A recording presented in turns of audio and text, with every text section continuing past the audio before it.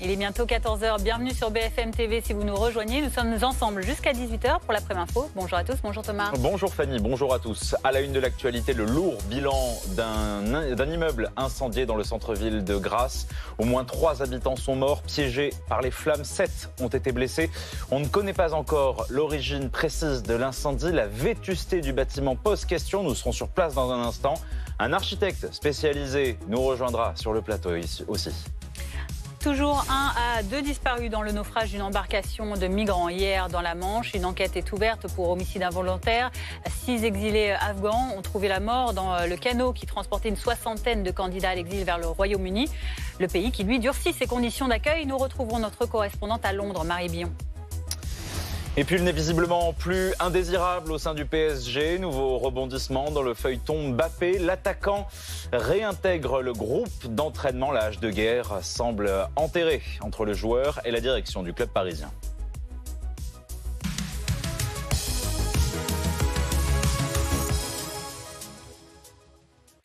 En plein centre-ville de Grasse, la façade de cet immeuble de la place aux Airs est noircie. À l'intérieur, la cage d'escalier s'est embrasée. Le bilan est lourd. 3 morts, 7 blessés, dont 3 graves. Des victimes qui n'ont pas pu échapper aux flammes. La seule issue, c'était cet escalier qui était en feu. Célia Jusfredi, vous êtes sur place pour BFM TV. L'incendie a été éteint tôt ce matin. Oui, exactement. Déjà, il faut savoir que les premiers appels émis par les habitants de cet immeuble qui est juste derrière moi ont été passés aux alentours de 3 heures du matin. Les sapeurs-pompiers sont arrivés très rapidement sur place. Ils ont trouvé donc la cage de l'escalier qui était en feu. Pour le moment, on ne sait pas encore l'origine de cet incendie, ni même s'il est criminel. Mais il faut donc se rendre compte que cet incendie s'est déroulé durant la nuit. Il était 3 heures du matin. La plupart des habitants étaient donc dans leur lit en train de dormir. Ils ont ressenti les fumées. Nous avons pu en rencontrer un. Je vous laisse l'écouter au micro des Marneaux. J'étais au lit. Quand je me suis réveillé, j'ai vu un fumée immense entrer. Du coup, les gens qui crient. Et moi, j'ai monté en haut avec mon portable, j'ai appelé les pompiers. J'ai dit, s'il vous plaît, il y a l'immeuble qui prend le feu. Et il m'a dit, t'inquiète, vous êtes où? J'ai dit, je suis sur les toits de la maison. Hein. Il m'a dit, reste là ou viens tout de suite. Célia, par ailleurs, l'état du bâtiment pose question. Certains habitants ont émis des doutes sur la vétusté de l'immeuble. Oui, exactement. Nous avons pu parler à différents habitants qui nous expliquent qu'il y a beaucoup de vétusté dans le centre-ville de Grasse et notamment sur cet immeuble. Le maire expliquait des travaux étaient prévus sur cet immeuble, mais d'autres habitants nous expliquaient qu'il y avait par exemple des fils à l'intérieur, les peintures qui étaient mal faites. Il nous a expliqué énormément donc de détails. Je vous laisse l'écouter au micro des Marneaux. Oui, là-bas, par contre, il faut réparer. Il faut les propriétaires qui réparent avec l'État. Elle n'est pas en bon état, là. Voilà. Des fois, j'en monte, pourri, c'est vraiment pourri, franchement. Des fois, c'est nous qui faisons la peinture. Soit la cage des escaliers, soit les appartements dedans, c'est pourri. Ouais, des câbles, c'est mal fait, tout cassé dedans. Le maire tente de rassurer en expliquant qu'il n'y a pas de problème de structure de ce bâtiment, c'est-à-dire qu'il ne devrait donc pas s'effondrer. D'ailleurs, les habitants des bâtiments adjacents ont pu récupérer leur appartement dès ce matin. Merci Célia Jusfredi en direct de Grasse avec Emma Arnaud pour BFM TV. En plateau avec nous, nous accueillons Boris Veliachev. Bonjour. Vous êtes architecte spécialiste des risques majeurs. Tout d'abord, en quels matériaux sont fabriqués ce genre d'immeubles-là ? Comment est-ce qu'on peut expliquer la violence et la rapidité avec laquelle s'est propagé l'incendie? Alors, ce sont des vieux. J'ai personnellement habité à Grasse, donc je connais un petit peu, je connais bien le centre-ville. Et c'est vrai que cette ville abrite de très nombreux bâtiments très anciens et qui sont dans un état de vétusté apparente de l'extérieur, rien que de l'extérieur, qui sont assez flagrants. On le voit souvent quand on monte sur la colline à Grasse, là, et dans le centre-ville. Alors, dans le centre-ville, en façade, en général, c'est un petit peu refait, mais à l'intérieur, c'est assez délabré pour avoir même été vu des cages d'escalier. Ils sont souvent en maçonnerie, hein, ces vieux bâtiments, avec des boiseries aussi. Et le problème, c'est qu'ils ne sont pas du tout aux normes actuelles, où, par exemple, aujourd'hui, il nous faut une cage d'escalier fermée, avec des portes coupe-feu, etc. Ces vieux bâtiments ont été faits comme ça, c'est qu'ils ont une simple cage d'escalier ouverte sur tous les bâtiments, avec les circuits électriques en plus qui peuvent passer dedans, qui datent aussi et qui n'ont pas été revus depuis un certain temps. Et il est certain que au moindre incendie dans les parties communes, c'est tout l'immeuble qui se retrouve très rapidement dans les flammes et en fumée avec des vrais problèmes d'évacuation. Ça veut dire que ce genre de problème, ça ne peut pas arriver sur des immeubles plus récents? Il y aura moins de chances que ça arrive parce que les normes ont changé depuis, ont considérablement changé. Maintenant, il nous faut une cage d'escalier séparée. Vous l'avez sans doute remarqué dans les bâtiments modernes, elle est toujours fermée avec une porte coupe-feu. Il n'y a pas de circuit électrique qui passe dedans. On a le droit qu'aux tuyauteries d'eau éventuellement, mais rien d'autre dans une cage d'issue de secours. Et puis, il y a des normes incendies. Bon, là, il y avait sans doute des détecteurs, j'imagine, puisqu'il y a des alarmes qui sont déclenchées. Mais on fait aussi attention aux matériaux de manière à ce que ce soit ignifugé quand ça doit l'être, etc. Mais ça veut dire que quand les immeubles sont anciens, comme vous les avez décrits avec ces problèmes de cage d'escalier notamment ou de passage de câbles électriques, qui a la responsabilité de les remettre aux normes? Il y a plusieurs choses. Déjà, il y a bien sûr les communes qui doivent faire attention à cela, surtout dans les centres-villes. Mais Grasse, c'est un peu particulier. C'est vrai qu'ils sont nombreux. Ils se remarquent très facilement, ces bâtiments-là. Donc c'est un gros travail. Ça demande de gros investissements. Donc il faut rénover tous ces bâtiments. Les remettre aux normes, c'est pas toujours facile parce qu'il n'y a souvent pas les moyens de mettre une cage d'escalier séparée, etc. Mais disons qu'il faut déjà veiller à inifuger ce qui doit être inifugé. Il y a aussi des fautes des propriétaires eux-mêmes qui laissent un peu se délabrer les bâtiments. On a eu, même à Paris, dans les anciens quartiers, c'est vrai que c'est très joli d'avoir, par exemple, un plancher à la française avec les poutres apparentes. Autrefois, elles étaient recouvertes de plâtre. Le plâtre est l'un des meilleurs matériaux pour protéger contre les incendies. En retirant simplement le plâtre, on rend beaucoup plus inflammable le bâtiment. Donc il y a un tas de choses qui viennent s'additionner, plus la vétusté du bâtiment, la vétusté éventuellement des systèmes électriques. Alors là, l'enquête va le dire, on ne sait pas encore si c'est ça. On parle aussi d'une éventuelle piste criminelle, on n'en sait rien.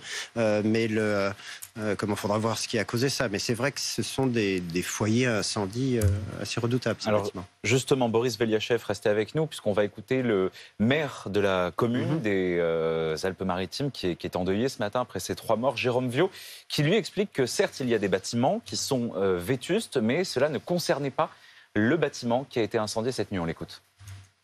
Aujourd'hui, on ne connaît pas l'origine, donc pour ne pas que ça arrive, il faut connaître l'origine. On ne sait pas si c'est une origine criminelle ou une origine accidentelle. Une chose est sûre, c'est que la municipalité est engagée dans un vaste plan de requalification du bâti ancien dans le centre historique. On a, vous l'avez vu, un centre historique qui fait 10 hectares.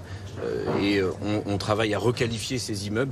Pour beaucoup, ils ont des problèmes structurels. Celui-ci n'en avait pas.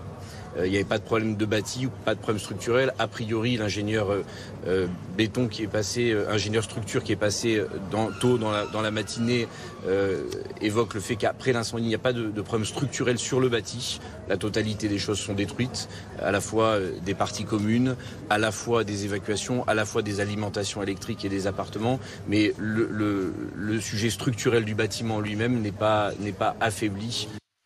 Alors, l'état de l'immeuble, l'origine également de cet incendie sont évidemment sous investigation puisqu'une enquête vient d'être ouverte. Laurent Valdiguier, vous êtes journaliste d'investigation à l'hebdomadaire Marianne.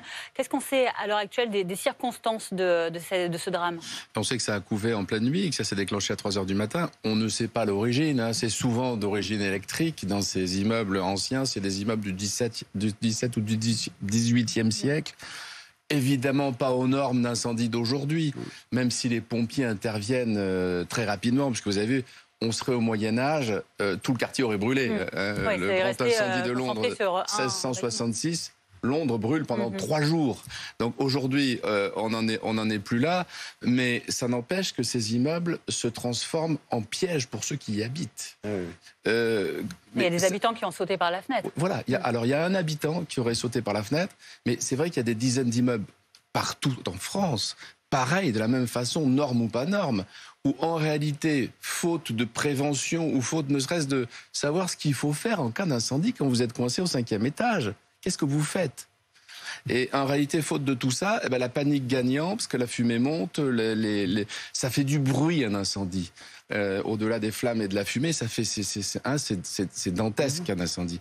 Vous paniquez, vous sautez, alors qu'en réalité, la personne, elle serait restée calfeutrée chez elle dans sa salle de bain, comme le prévoient les pompiers en temps normal. Elle serait vraisemblablement encore en vie aujourd'hui. Boris Veliachev, au-delà du comportement, quel est l'état des bâtiments voisins? Est-ce qu'on peut s'attendre peut-être à des évacuations préventives? Comme ça vient d'être dit, ce sont des véritables pièges, ces bâtiments. Donc, de par leur conception et leur structure elle-même. Donc c'est vrai qu'ils ne sont pas conçus comme le sont les bâtiments actuels, et qu'en cas d'incendie, comme je l'ai dit, ce sont des véritables brasiers qui vont en fait propager l'incendie très rapidement dans tous les appartements. Donc il faut les revoir il faut les revoir un par un pour essayer de rénover leurs matériaux, pour essayer de les inifuger au maximum, revoir tout le système électrique, bien sûr, qui est souvent responsable des incendies, et surtout éduquer les populations à savoir réagir en cas d'incendie. Ça a été dit, la panique est la pire des choses en cas d'incendie. En plus, c'est vrai que le feu fait peur, mais c'est effroyable. On a vu des gens qui sautent par les fenêtres, puis il y en a eu d'autres exemples à Paris, ça s'est vu aussi. Les gens préfèrent sauter par la fenêtre plutôt que d'être brûlés par l'incendie. Et puis se calfeutrer derrière chez soi en mettant au besoin des serviettes humides autour des fenêtres pour éviter d'être intoxiqués par les fumées, parce que c'est surtout par les fumées que les gens décèdent, d'ailleurs, plus que par les flammes souvent. Et puis d'attendre les pompiers en se mettant à une fenêtre pour qu'ils viennent évacuer les personnes. Merci Boris Veliachev, architecte expert en risque majeur. Merci également à Laurent Valdiguier. On continuera évidemment de traiter cette actualité dans nos prochains journaux. On rappelle donc ce bilan de 3 morts pour l'instant et de plusieurs blessés dans cet incendie qui a pris donc au petit matin à Grasse. Dans l'actualité à 14h10, il y a également cette enquête pour homicide involontaire après le nouveau drame hier survenu dans la Manche avec ces 6 exilés afghans qui sont morts après le naufrage de leur canot avec une 60aine de personnes à bord. Il y a aussi eu 2 disparus. La plupart afghans, des Soudanais également, quelques-uns, qui tentaient de gagner l'Angleterre. C'est là que l'on vous retrouve, Marie Billon, vous êtes notre correspondante à Londres. Selon le gouvernement, Marie, environ 1 millier de migrants attendent leur passage vers l'Angleterre sur le littoral nord de la France. Qu'est-ce qui attend ces candidats à l'asile une fois qu'ils sont sur le sol britannique ? Eh bien, une fois qu'ils sont sur le sol britannique, s'ils sont interceptés par les gardes-frontières, ils devraient normalement être placés dans des structures d'accueil qui sont principalement des hôtels qui ont été réquisitionnés à travers tout le pays et d'autres formes de centres d'accueil. Il y avait la semaine dernière pour quelques jours seulement ce centre d'accueil flottant, cette barge amarrée à un port du sud-ouest du pays, mais elle a été évacuée à cause de la présence de la maladie des légionnaires dans les canalisations 5 jours après avoir été mise en place. Donc, longue attente dans les hôtels. Il y a 166 000 personnes dont le dossier serait en attente de demande d'asile actuellement. Mais il y a aussi une nouvelle loi qui vient d'être votée cet été par le Parlement. Et cette nouvelle loi, la loi anti-immigration illégale, prévoit qu'il sera impossible pour toute personne demandant l'asile mais arrivant illégalement sur le territoire britannique de se voir accorder l'asile. C'est-à-dire que le Royaume-Uni s'est un peu lié les mains, doit trouver un moyen d'expulser les demandeurs d'asile, même légitimes, s'ils arrivent de manière illégitime ou en tout cas considérés comme illégitimes sur le territoire. C'est pour ça qu'ils ont fait cet accord avec le Rwanda pour expulser finalement les demandeurs d'asile vers le Rwanda, mais il est arrêté actuellement par la justice britannique, même s'il y a un appel. Il n'y a plus non plus d'accord de retour avec les pays européens depuis le Brexit, c'est-à-dire que donc pour l'instant, les migrants qui arriveraient aujourd'hui, demain, sur le sol britannique ne savent pas quel sort peut leur être réservé, car cette loi n'étant pas applicable, n'ayant pas de solution finalement pour le Royaume-Uni, on ne sait pas, c'est pas clair si elle est actuellement appliquée par Londres.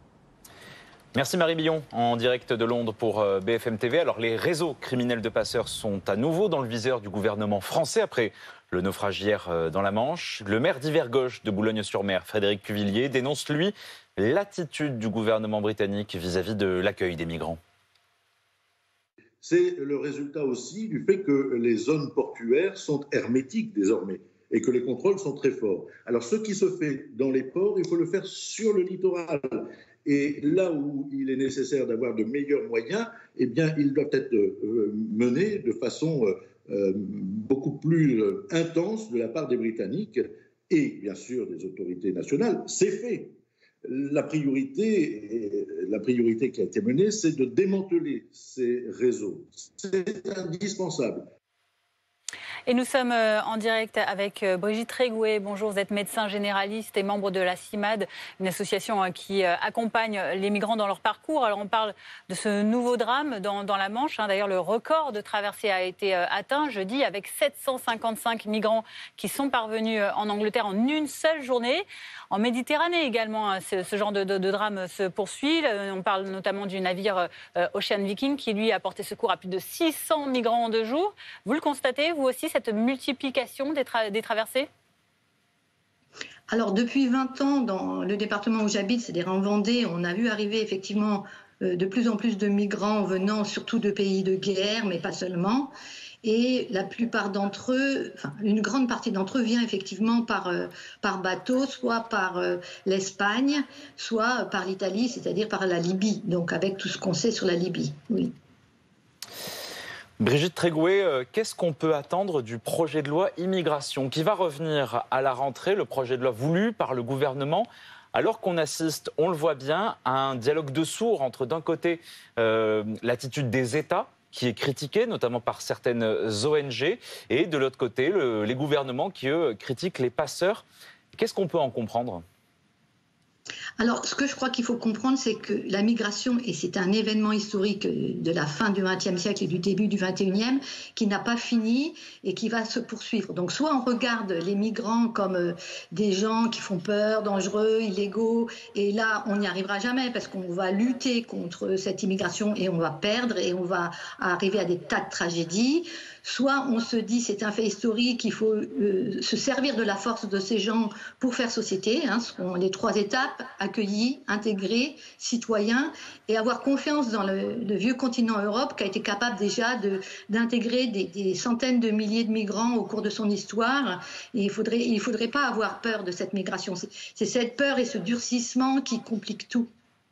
Mais justement, vous parlez de cette évolution historique, de ces migrations qui se multiplient au gré des conflits, notamment un peu partout dans le monde. Mais de l'autre côté, justement, il y a cette nouvelle donne en Europe, ces pays qui se referment les uns sur les autres. Comment est-ce qu'on peut parvenir dans ce contexte-là à mieux accueillir les demandeurs d'asile, par exemple ?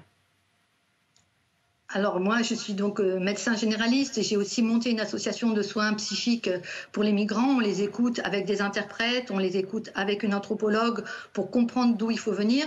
Je crois qu'il faut se dire qu'il va falloir faire société avec ces gens-là parce que c'est le mouvement même de la vie. Ça va de jeunes pauvres des pays du Sud vers les pays du Nord qui sont riches et qui sont vieillissants. Ça ne s'arrêtera pas. Donc il faut aller de l'avant, il faut aller dans le sens de l'histoire. Et se durcir sur des politiques migratoires, c'est une impasse. Mais Brigitte Tréguet, ça veut dire que la reconstruction est possible pour ces hommes, ces jeunes que vous rencontrez après les épreuves qu'ils ont traversées ? Oui. Alors, plus ou moins facilement, alors, parce que ça demande du temps. Je peux dire, la première des choses, c'est la sécurité, parce que quelqu'un ne peut pas se reconstruire s'il ne se sent pas en sécurité déjà physiquement, chez lui, même modeste, mais dans un endroit où il est chez lui. Et puis, il ne peut pas se reconstruire s'il ne se sent pas en sécurité administrative. Donc ça, c'est la base, c'est le soin social. Et on ne peut pas soigner quelqu'un qui dort dehors. Ça m'est arrivé, moi, de soigner des gens qui faisaient des cauchemars de leur trauma, mais qui dormaient dans la rue. Donc ça, c'est pas possible. Enfin, c'est inefficace. Une fois qu'ils sont bien sécurisés, il y a la place des médicaments à condition de ne pas donner de médicaments qui donnent de dépendance. Et ils sont très reconnaissants et très soulagés par le médicament. Et puis, il y a la psychothérapie.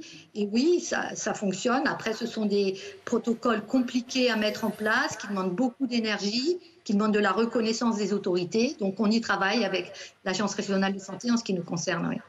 Merci beaucoup Brigitte Tréguet, médecin généraliste et membre de la CIMAD, le collectif inter-mouvement d'aide aux déplacés et aux évacués, de nous avoir apporté votre éclairage cet après-midi sur BFM TV.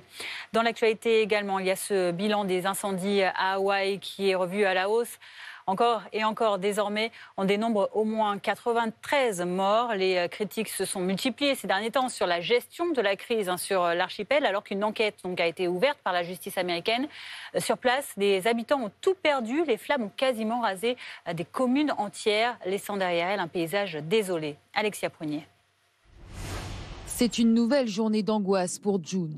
Depuis les incendies, il n'a plus aucune nouvelle de ses proches. J'aimerais retrouver les familles Quijano, Coloma et Villegas. Cela fait 3 jours que tout le monde les cherche.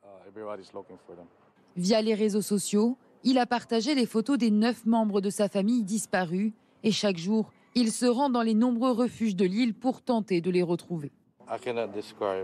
Je ne peux pas décrire ce que je ressens. C'est là, c'est au plus profond de moi. À Laïana, plusieurs centaines de personnes sont portées disparues à la suite des feux qui ont ravagé la ville. 13 000 habitants vivaient ici. Les autorités craignent le pire alors que les premières équipes de recherche, accompagnées de chiens, débutent leur travail.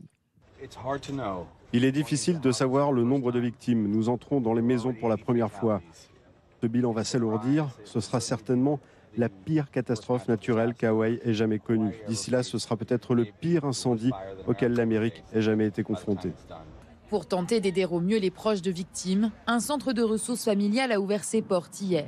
Il permet de recenser toutes les informations récoltées par les refuges de l'île. Ce jour-là, pour aide, c'est la fin d'une longue attente.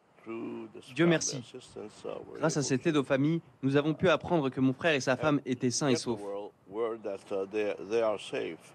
Pour faciliter l'identification des victimes dans les décombres, la police a également demandé aux familles de se présenter auprès des autorités pour effectuer des tests ADN.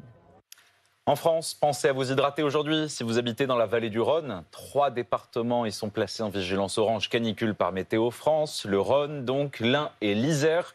Les températures peuvent y grimper jusqu'à 36 degrés, voire plus. Une vague de chaleur qui touche le sud de la France, masse d'air chaude venue d'Espagne. On suffoque, notamment à Grenoble. Écoutez ces habitants rencontrés par Alizé Boissin et Élise Chambol. Je sors le matin et puis l'après-midi, je reste soit au frais, soit à la piscine. Il n'y a pas le choix, quoi. En mettant à l'ombre et en restant près de l'eau. Et on mange une glace à 4 heures pour se rafraîchir. C'est de sortir le matin et après, c'est de rester plutôt à l'intérieur l'après-midi et de sortir vers 17h, 18h.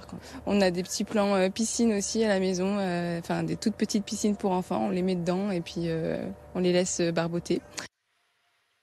Une chaleur qui n'empêchera pas, non, les vacanciers de bien profiter de leur séjour en ce week-end prolongé du 15 août. Yael Kahn, on vous retrouve à la Teste de Bûche en Gironde, un an après ce terrible incendie. On s'en souvient qui avait détruit une partie de ce joyau du bassin d'Arcachon. Yael, cette année, les vacanciers sont nombreux à être de retour dans la région. Oui, alors nous, on se trouve dans le centre d'Arcachon et en effet, les vacanciers, ils sont nombreux. On le constate ici à une entreprise de location de vélos, c'est à quelques mètres de la plage et les vélos se louent comme des petits pains. Alors pour en parler, on va les retrouver. Vladimir Barreau, qui est propriétaire de Dingo Vélo. Bonjour à vous. Alors depuis ce matin, ça n'arrête pas. Ça n'arrête pas. Alizé, on a des difficultés à vous rejoindre. On vous retrouvera un peu plus tard donc à la Teste de Bûche. La connexion semble un peu difficile. Et pour ceux qui sont restés, eux, dans les grandes villes, par exemple, qui n'ont pas la chance d'être en Gironde en ce mois d'août, il faut parfois faire de longues marches pour trouver une boulangerie, un petit vendeur de journaux, un restaurant encore ouvert. Mais quelques commerces, heureusement pour nous, résistent et ne partent pas en vacances au mois d'août, pour le plus grand bonheur des habitants de ces métropoles. D'autant que le pari peut s'avérer parfois gagnant. Caroline Bertolino, Mathieu Le Peignet avec Alexia Avril. Siroter un cocktail en plein mois d'août relève parfois du parcours du combattant dans la capitale. Mais certains commerces décident de rester ouverts. Une bonne surprise pour ces deux amis qui se baladaient dans le quartier. J'avais repéré cet endroit depuis un petit moment, donc j'étais agréablement surprise que ce soit ouvert. Et donc on a testé un bon petit mocktail qui est très sympa. Voilà, et bravo, voilà, on est contente d'être là. Dans ce restaurant, pas de baisse significative de régime. Sur un samedi, à 11h30, j'ai 42 places assises en salle, donc j'ai 42 sur 42. À 13h également, 14h30 aussi, qui sont les 3 créneaux les plus demandés par les clients en général. Et niveau chiffre d'affaires, Paris gagnant. On a un restaurant qui attire énormément le tourisme, dû à l'emplacement et aussi à la décoration qui est très instagrammable. Donc oui, pour nous, ça vaut le coup. L'emplacement, une donnée essentielle pour les commerces, surtout en période estivale. Alors, lorsque l'on ne peut pas compter sur le tourisme, est-ce toujours une bonne idée de ne pas baisser le rideau ? Pour ce spécialiste, rester ouvert au mois d'août relève parfois de la survie pour les commerçants. Pour des boutiques qui ouvrent et qui n'ont pas l'habitude d'être ouvertes sur des périodes d'août, il faut comprendre que c'est un investissement et un sacrifice énorme pour les détaillants qui le font. Ça veut dire qu'ils prennent sur leur propre congé, qu'ils prennent sur leur temps. Alors, on dirait que ça peut faire partie de leur métier, mais c'est à quel point aujourd'hui les détaillants sont investis dans leur boutique pour essayer de réaliser qu'elles tiennent le chiffre et puis qu'elles puissent continuer dans le temps. Ouvrir en août, une mesure nécessaire pour certains commerçants déjà fragilisés par la crise du Covid et l'inflation. Bon, et si vous avez la chance de pouvoir tout de même partir de ces grandes villes pendant l'été, on vous donne des idées de voyage dans la rubrique C'est vos vacances sur BFM TV. Au sud de la France, là où le Rhône se jette dans la mer, Un pays quasiment désertique, appelé la Camargue, où vivent encore des troupeaux de chevaux sauvages, région idéale à parcourir à vélo, et même sans être un grand sportif. Bastien Cochet et Claire Vigouifès. Vivez de bons moments devant votre programme avec le Parc Saint-Paul, le parc d'attractions pour toute la famille. Votre programme avec Tuco Énergie, expert en installation de panneaux photovoltaïques. Plus d'infos sur tucoenergie.fr.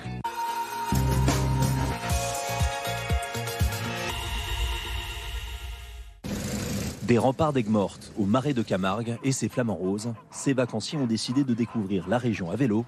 Heureusement pour certains, ils sont équipés d'une assistance électrique. Je ne suis pas une pro du vélo, c'est pour ça qu'ils ont décidé de faire cette sortie pour bien se moquer de moi, mais on ne force pas du tout en vélo électrique.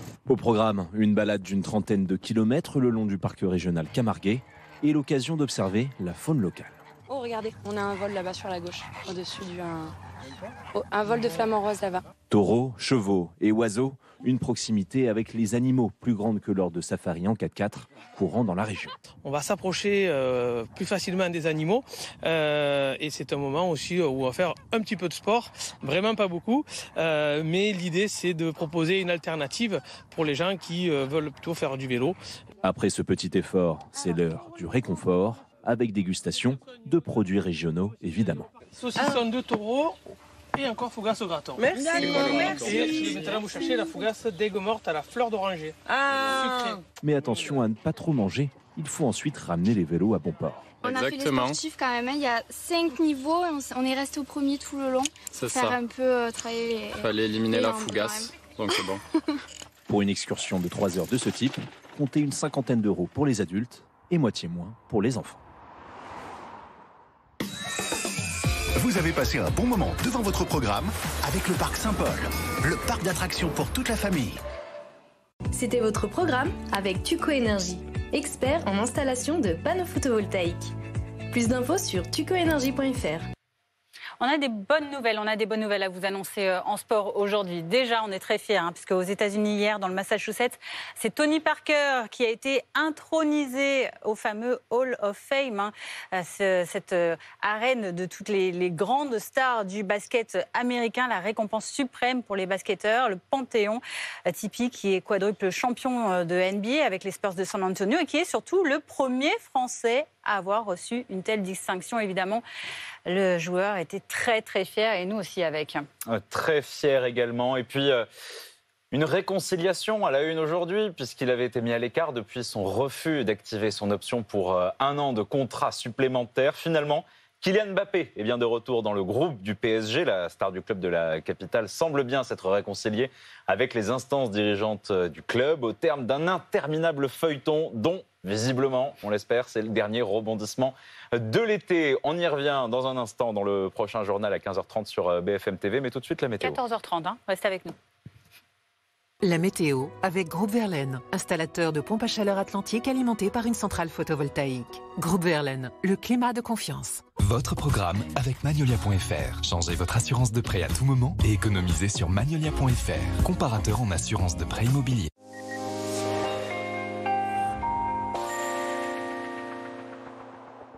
De la chaleur et des orages, voilà pour résumer cette fin de week-end, le début de la semaine prochaine avec une masse d'air bien réchauffée, notamment sur ces départements en vigilance canicule, vigilance orange, notamment pour le département du Rhône, pour l'Ain, l'Isère. On surveille également l'évolution de la situation pour ces départements limitrophes.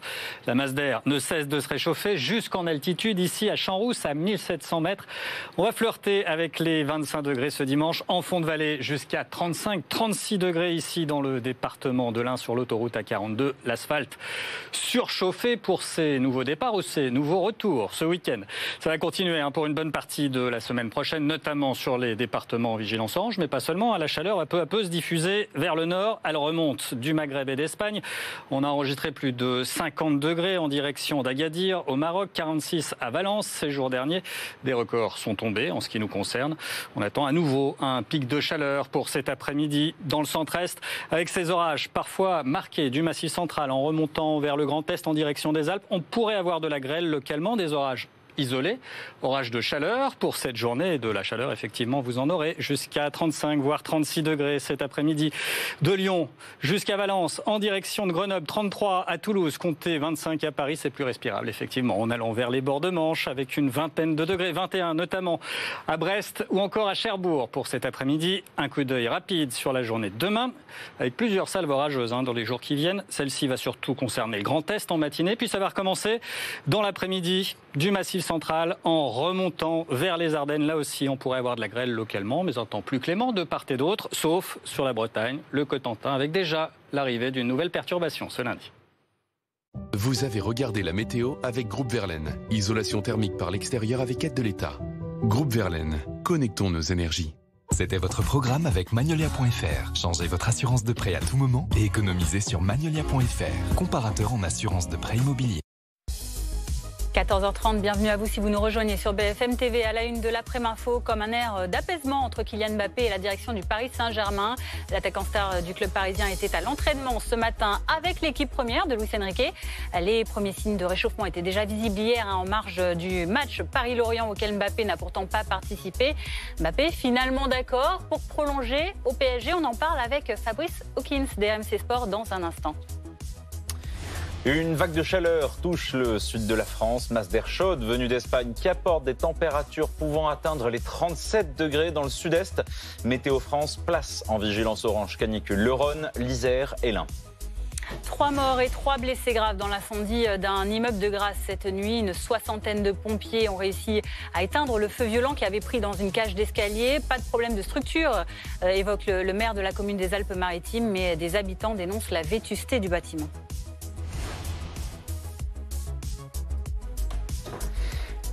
Et Barbie également qui pousse les consommateurs à se ruer dans les boutiques de poupées pour acheter leur égérie après la diffusion en salle du film consacré à la starlette de Californie.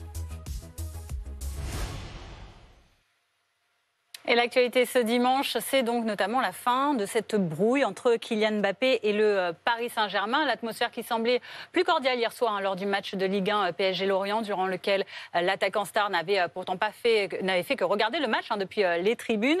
Bonjour Fabrice Hawkins de RMC Sport. Il y a eu un autre signe de réchauffement ce matin puisque Mbappé a pu participer à l'entraînement et il a quitté le loft. Ça y est, maintenant il s'entraîne avec l'équipe première. Oui, exactement. Vous le révélez sur RMC Sport dès ce matin. Il a enfin réintégrer les séances collectives avec donc le groupe principal. Ça s'est passé en 2 temps. Cette semaine d'abord avec la visite de Nasser El Khelaifi au campus Paris Saint-Germain pour discuter avec Kylian Mbappé, mettre un petit peu les choses à plat, mais c'était encore un petit peu tendu mardi. Ils ont parlé, les deux hommes, encore une fois hier, juste avant le match Paris Saint-Germain-Lorient, et l'élément déterminant, l'élément qui a fait pencher la balance, qui a fait tout basculer finalement, c'est que Kylian Mbappé s'est dit ouvert à une prolongation. Jusqu'à présent, il restait campé sur sa position de rester jusqu'au Paris Saint-Germain la saison prochaine et donc partir librement, ce que ne voulaient pas entendre les dirigeants parisiens. Donc là, il accepte quelque part l'idée de prolonger. Ce n'est pas fait, ce n'est pas acté. Il y a des discussions qui vont se poursuivre, mais en tout cas, c'était suffisant pour faire plaisir à la direction parisienne, donc le réintégrer ce matin à l'entraînement. On voit que tout le monde est sourire. Donc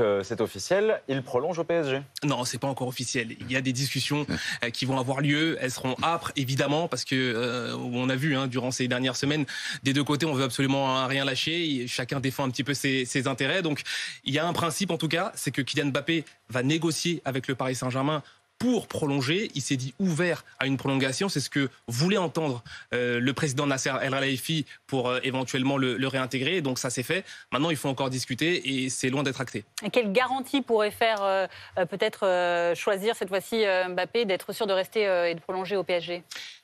Il y a plusieurs options sur la table. Ce qu'a toujours voulu Kylian Mbappé, quelque part, c'est d'être libre la saison prochaine, d'être sûr de ne pas avoir les mains liées. On le sait, il a envie de rejoindre le Real Madrid. C'est aussi pour ça qu'il voulait partir libre. Il ne veut pas être enfermé dans un contrat. Donc le Paris Saint-Germain lui propose de prolonger avec la garantie la saison prochaine de pouvoir partir dans le club de son choix. Donc on va voir si Kylian Mbappé va accepter. Parce qu'encore une fois, il a accepté le principe, mais ce n'est pas encore signé. Merci. Suspense encore, donc on n'en a pas fini. Non. Le feuilleton est loin d'être terminé. Ça continue. Merci Fabrice Hawkins d'RMC Sport d'être venu nous expliquer l'énième rebondissement du feuilleton Mbappé. Dans le reste de l'actualité, ce sont désormais 3 départements qui sont placés en alerte orange pour canicule après le Rhône depuis vendredi. L'Ain et l'Isère complètent le tableau depuis ce midi. Météo France demande donc aux habitants et aux vacanciers dans ces secteurs d'être très vigilants. À Grenoble, en Isère, justement, il fait déjà très chaud ce dimanche. Nos envoyés spéciaux Alizé Boissin et Colline Chambol sont allés à la rencontre d'habitants qui tentent, comme ils le peuvent, de faire face. On attend jusqu'à 36 degrés au minimum à Grenoble cet après-midi. Des températures qui vont encore augmenter toute la journée et donc ça oblige certains Grenoblois à s'adapter à ces températures et à changer un peu leur programme. Je suis avec Alain. Bonjour Alain. Bonjour. Comment vous vous adaptez à ces grosses chaleurs? Comment ça va se passer votre journée? C'est carrément inadaptable, mais on essaie de faire avec, surtout rester à l'ombre.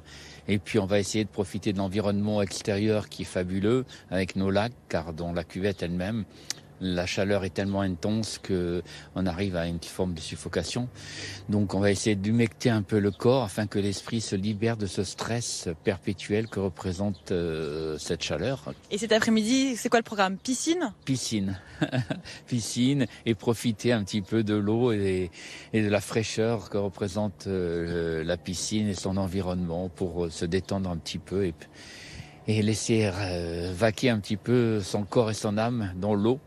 Et ce qui est nécessaire aujourd'hui et par les temps qui courent.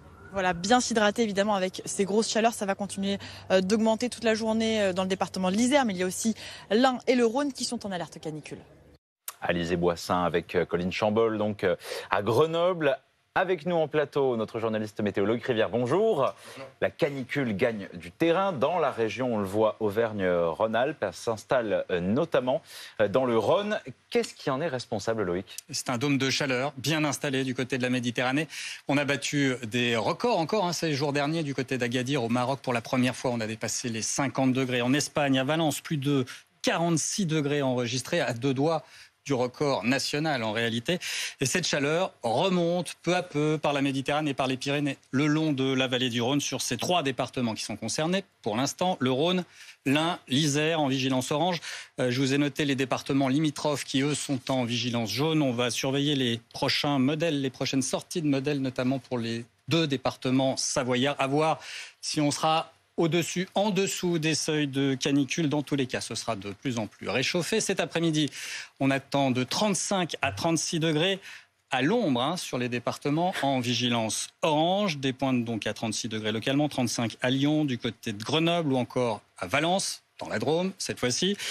Pour cette nuit, c'est à noter, les températures auront bien du mal à baisser. Elles auront bien du mal à repasser sous la barre des 20 degrés, 21 notamment à Lyon. C'est bien le souci. On parlait du stress pour les corps qui ont bien du mal à supporter cette chaleur sur la durée. C'est un marathon qui vient seulement de débuter. Demain après-midi, à nouveau, des pointes à 36 degrés. Ça pourrait bien durer toute la semaine dans le centre-est. Ah ouais, ça va se calmer un petit peu cette canicule les jours suivants ou Elle va même se diffuser vers le nord du pays, en réalité. Alors, à voir si on parlera d'une vague de chaleur, d'une canicule. Je vous ai noté les secteurs où on dépassera très facilement les 30 degrés dans les jours qui viennent. Mercredi, peu à peu, ça va remonter vers le Val-de-Loire. Jeudi, vous voyez que ce sera encore très chaud sur une très large moitié sud du pays. Et pour la fin de la semaine, vendredi, les pointes à 35 degrés pourraient même remonter jusqu'au nord de la Seine. Alors, ce vendredi, si les prévisions se confirment, sera probablement la journée la plus chaude de cet été, le week-end qui vient, le plus réchauffé depuis le début de l'année. C'est là qu'on se terre, donc à l'abri chez soi.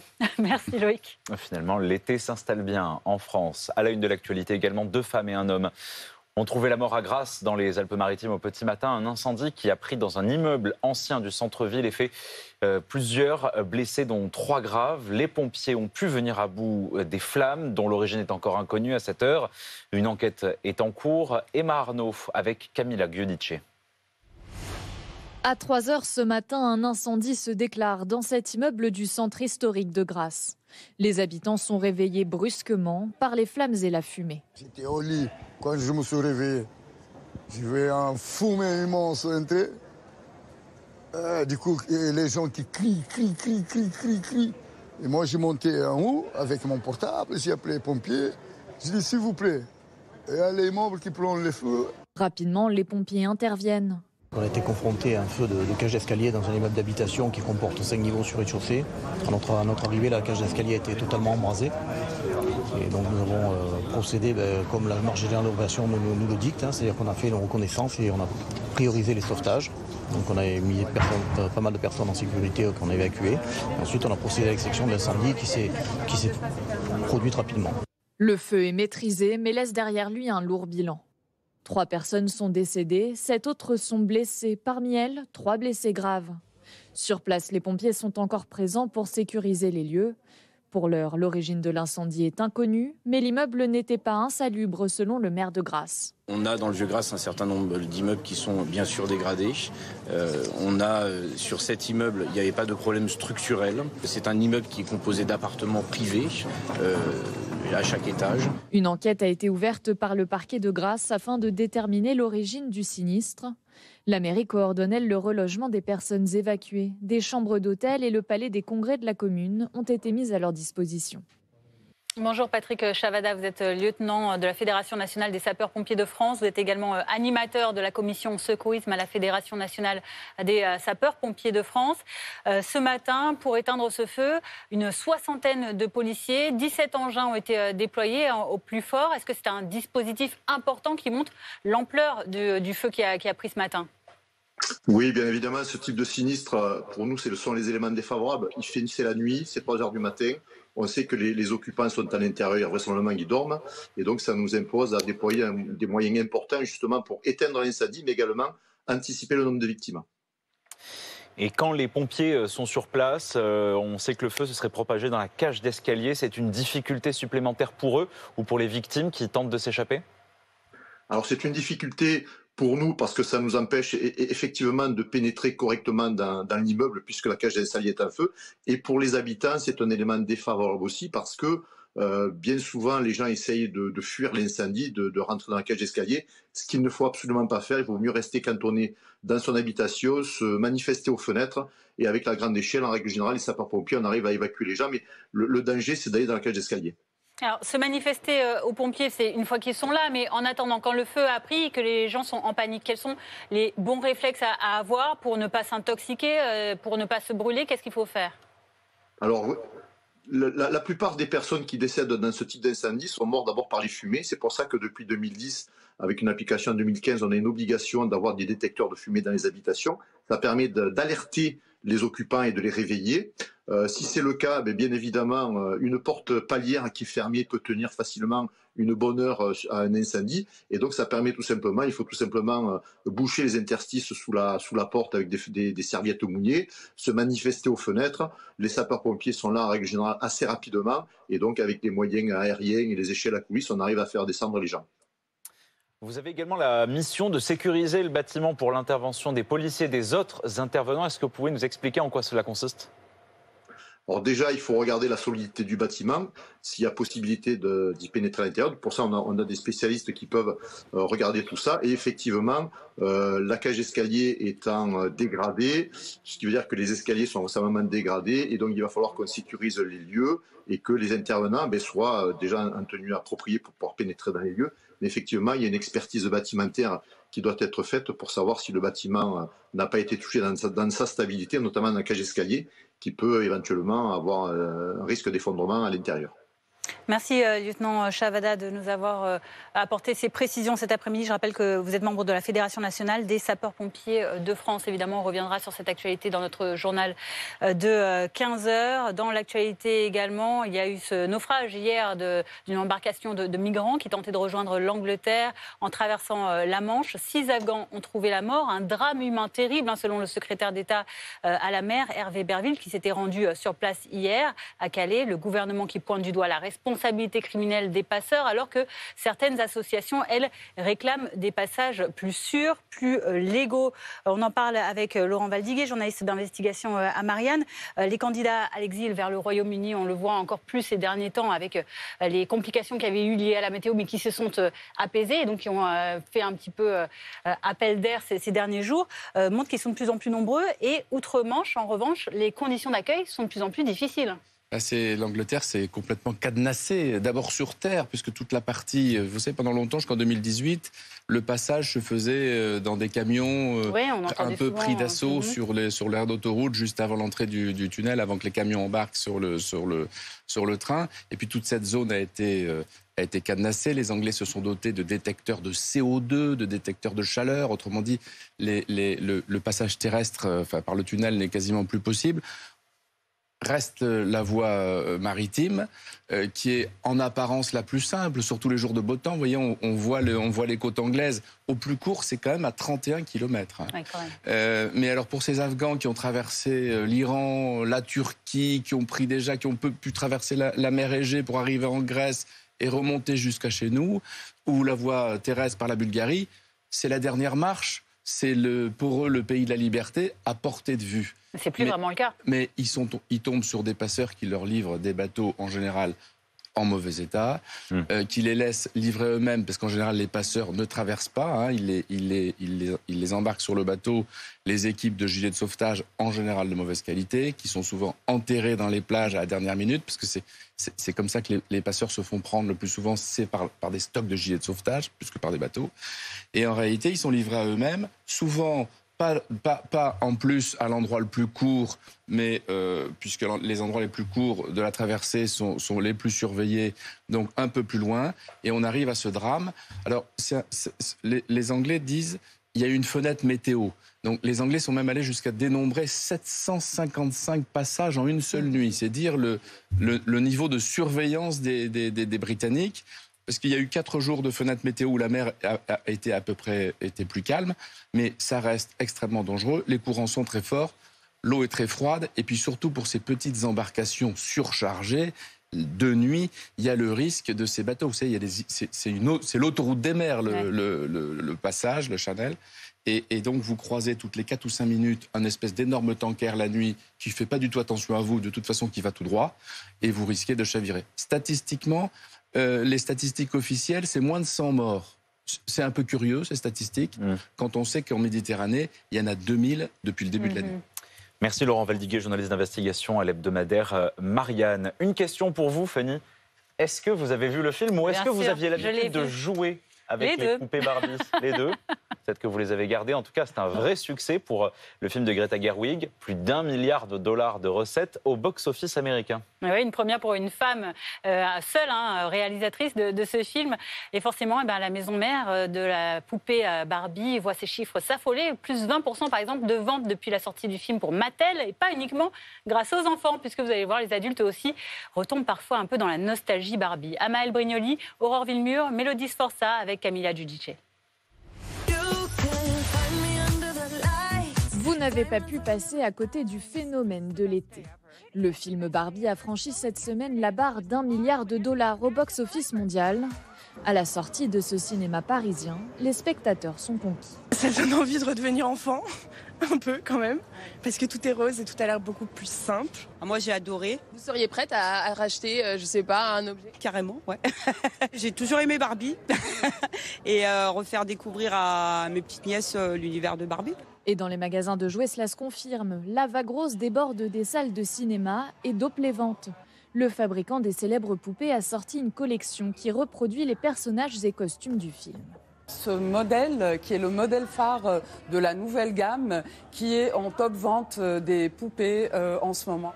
Même constat dans cette autre enseigne près de Toulouse. Ici, les ventes de Barbie ont augmenté de 20% depuis la sortie du film.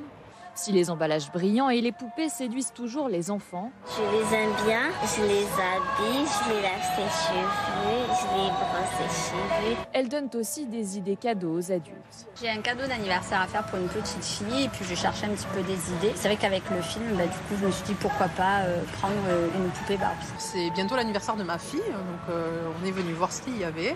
Moi, j'ai la nostalgie des Barbie quand j'étais petite. Une nostalgie qui a tout de même un coût. Les poupées dérivées du film affichent des prix allant jusqu'à 50 €.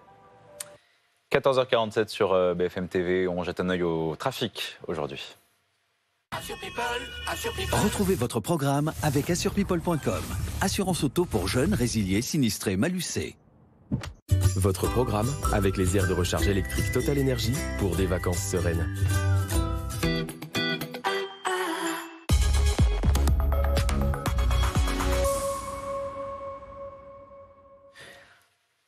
Vos conditions de circulation à la mi-journée. Bison Futé annonce trafic vert en France dans le sens des départs comme des retours, sauf dans le sud-est où il est orange. Prenez garde donc si vous prenez la voiture aujourd'hui. Il y aura quelques embouteillages dans le sud-est de la France.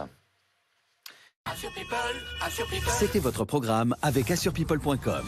Assurance auto pour jeunes, résiliés, sinistrés, malucés. C'était votre programme avec les aires de recharge électrique Total Énergie pour des vacances sereines. Et pour ceux qui déjeuneront tard parce qu'ils sont bloqués sur la route ou ceux qui déjeunent tout simplement à l'heure espagnole, pourquoi pas, on a le temps en vacances. C'est l'heure de notre recette avec un chef et aujourd'hui, Roselyne Bachelot nous prépare du thon épicé. Votre programme commence dans 8 secondes, soit le temps qu'il faut pour transformer votre canapé en vrai lit. Votre programme avec la maison convertible. Votre programme avec Magnolia.fr. Changez votre assurance de prêt à tout moment et économisez sur Magnolia.fr, comparateur en assurance de prêt immobilier.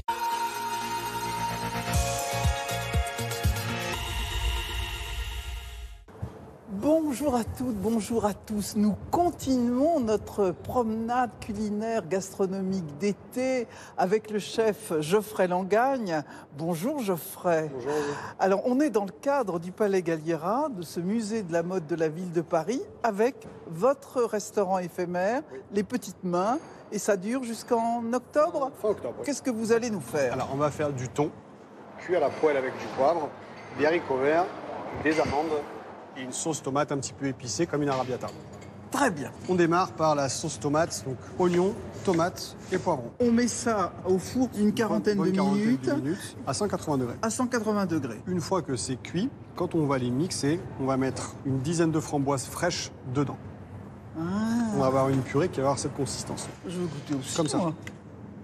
Ah, le goût des framboises, ouais. C'est topissime. Alors, après, on prépare le thon. Donc là, on a notre mélange. Alors, c'est le mélange quoi, ça 5B. Donc c'est poivre blanc, poivre noir, baie rose, poivre de la Jamaïque et de la coriandre. Donc vraiment le cuire aller-retour. On sent que le poivre est en train de cuire. Donc une fois que la poêle va être un tout petit peu plus froide, on va réutiliser ce gras avec ce poivre. Il faut pas acheter tout de suite. Avec la bonne huile d'olive qui s'est imprégnée là, du goût ils ont du thon. déjà été cuits à la vapeur. D'accord. C'est 3 minutes, croquant. Et donc, il y a 2 étapes dans la cuisson des haricots verts. Exactement. Après, on met les morceaux de thon. Allez. On se met les petites framboises un peu partout, les amandes. Chef, vous êtes un prince. Votre programme est fini depuis 8 secondes, soit le temps qu'il faut pour transformer votre canapé en vrai lit.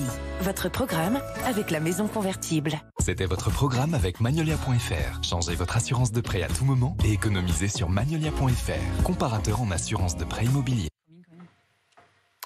14h51 sur BFM TV, la météo. La météo avec Groupe Verlaine, installateur de pompes à chaleur atlantique alimenté par une centrale photovoltaïque. Groupe Verlaine, le climat de confiance. Votre programme avec Magnolia.fr. Changez votre assurance de prêt à tout moment et économisez sur Magnolia.fr, comparateur en assurance de prêt immobilier.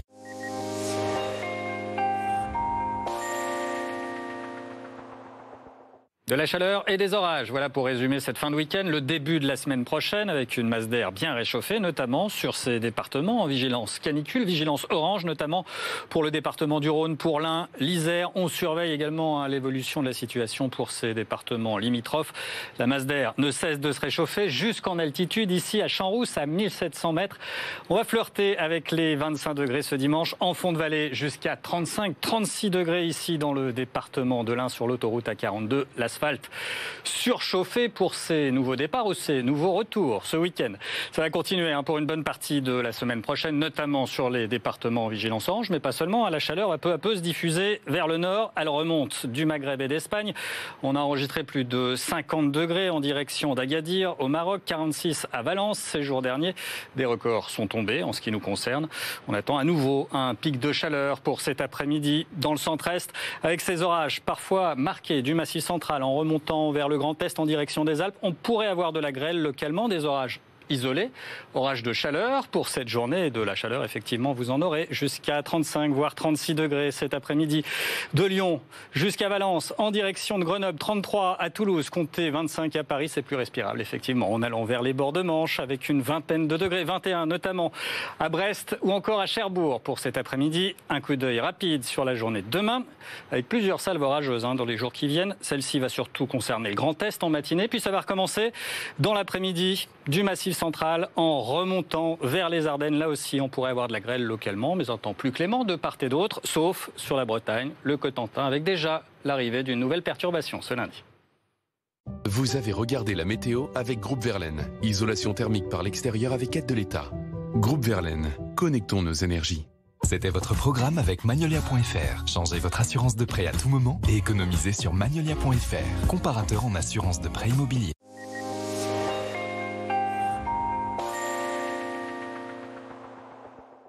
La végétation semble bien verte en ce moment au nord, mais ça n'est qu'une impression. Il suffit de creuser aux alentours des 1 mètre. Vous voyez comme la sécheresse ne cesse de progresser, notamment au sud de la Loire. Principalement des Pyrénées jusqu'à la Méditerranée, sécheresse historique, vous le savez, cette année. Alors dans ces conditions, avec un peu de vent et surtout avec une masse d'air très réchauffée, le risque d'incendie ne cesse d'augmenter. Alors il est toujours à surveiller, notamment en direction du Var et du Vaucluse. Vous voyez ici ce niveau d'alerte jaune sur tout le pourtour méditerranéen, jusqu'aux Alpes du Sud et même jusqu'en Occitanie ces jours-ci. C'était votre programme avec Magnolia.fr. Changez votre assurance de prêt à tout moment et économisez sur Magnolia.fr, comparateur en assurance de prêt immobilier. Êtes-vous en situation de surpoids ou d'obésité? Pour le savoir, il faut calculer votre IMC, le fameux indice de masse corporelle. Pour le connaître, scannez le QR code juste là. Au-delà de 25, vous êtes probablement en situation de surpoids. Au-delà de 30, en situation d'obésité. Par exemple, Erika avait un IMC de 27,7. Elle était donc en situation de surpoids. Aujourd'hui, grâce à Comme J'aime, Erika a retrouvé un IMC normal de 22,7. Et vous en êtes où? Scannez le QR code là. C'est simple, gratuit et sans engagement. Sinon, il y a le site commejaime.fr. C'est pas vrai.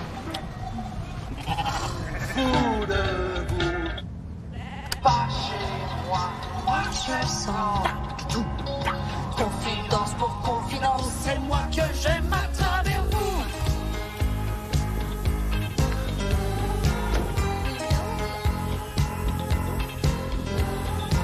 Confidence pour confidence, c'est moi que j'aime à travers vous si vous voulez. 0 €. Et oui, Sophie a financé intégralement sa formation avec son CPF. Elle a obtenu son diplôme CAP Petite Enfance avec le Centre Européen de Formation. Et elle a bénéficié d'une prise en charge à 100%. Vous aussi, vous pouvez obtenir votre diplôme CAP Petite Enfance financé intégralement avec votre CPF. Sophie a étudié chez elle, à son rythme. Et aujourd'hui, elle a un métier passionnant. Tapez centreeuropéenformation.fr. Découvrez vos droits CPF et si vous aussi, vous pouvez bénéficier d'un reste à charge à 0 €. centreeuropéenformation.fr. Prendre soin de la planète, c'est tout vous. Mais c'est pas facile tous les jours. C'est comme consommer plus responsable ou recycler. Quant à s'engager et être plus solidaire, on ne sait pas toujours comment faire. Heureusement, ces gestes, vous les faites déjà en étant client chez SFR.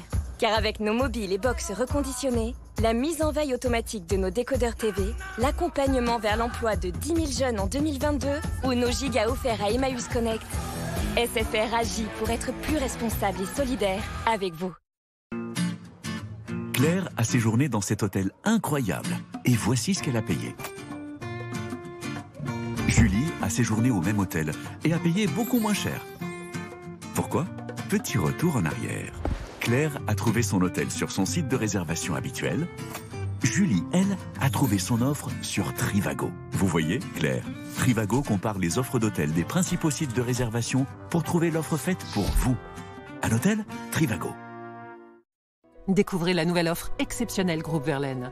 Obtenez une pompe à chaleur RO et un chauffe-eau thermodynamique de la marque française Atlantique, accompagné d'une centrale photovoltaïque mobile facile à poser n'importe où. Le tout installé chez vous pour seulement 9 900 €. Oui, 9 900 €. Renseignez-vous dès maintenant sur groupeverlaine.com. Groupe Verlaine, le climat de confiance. Découvrez le t-shirt Perco qui soulage le dos. Grâce à l'action de ses tenseurs, ce dispositif médical vous invite à vous redresser pour renforcer vos muscles. Il accompagne vos mouvements en toute discrétion.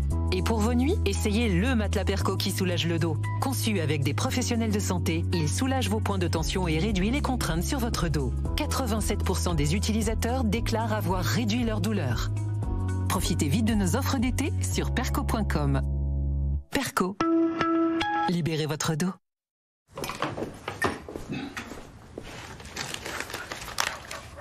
Bah. T'es allé faire les courses, toi? Oui. On va pas chez eux d'habitude, hein? Mais maintenant, on y va. Quand on sait qui est le moins cher, pourquoi aller ailleurs? Leclerc est moins cher qu'Auchan, Intermarché ou Aldi, par exemple. Comme à Nice, Valence ou Cherbourg. Cet été, vérifiez qui est le moins cher sur l'appli Mon Leclerc. Leclerc. Moi, j'ai économisé 9 175 € sur mon crédit immobilier. Moi, 380 € sur mon assurance auto. Et nous, 17 315 € sur notre assurance emprunteur. Moi, j'ai économisé 392 € sur ma mutuelle. Moi, 793 € sur mon crédit travaux. Et si vous aussi, vous repreniez le pouvoir sur vos économies avec meilleur taux? Demain, les miracles. Une espérance pour des millions de pèlerins, une énigme pour la science et l'Église. Les mystères de la grotte de Lourdes, demain à 21h10 sur RMC Story et RMC BFM Play.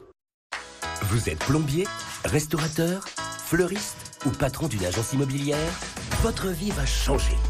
Vous voulez faire de la pub locale à la télé, mais vous ne savez pas comment vous y prendre. Aujourd'hui, ça n'a jamais été aussi facile. Vous choisissez votre zone de diffusion. Vous définissez votre budget à partir de 2000 € et le tour est joué. Il ne vous reste plus qu'à diffuser votre publicité sur BFM Nice Côte d'Azur. Enfin une solution ultra simple pour faire connaître votre activité près de chez vous. Centre européen formation.fr. Vous accordez une place centrale au bien-être et aux pratiques naturelles? Devenez naturopathe avec la formation à distance du Centre européen de formation. Réalisez un bilan de vitalité, établir un protocole personnalisé. Un programme de 500 heures pour acquérir toute l'expertise et s'établir en tant que professionnel de la naturopathie. Étudiez où vous voulez, quand vous voulez. Testez dès maintenant notre plateforme e-learning et découvrez votre premier cours gratuit. Phytothérapie. Rendez-vous sur centreeuropéenformation.fr. Ok, c'est une banque sans actionnaire, mais ça reste une banque. Faut qu'elle fasse du chiffre. Oui, t'as raison. Eh ben voilà. Et ce chiffre, c'est celui de la satisfaction client. Oui, ben elle m'explique mieux que toi. Crédit Mutuel, première banque au podium de la relation client. Crédit Mutuel, une banque qui appartient à ses clients, ça change tout. –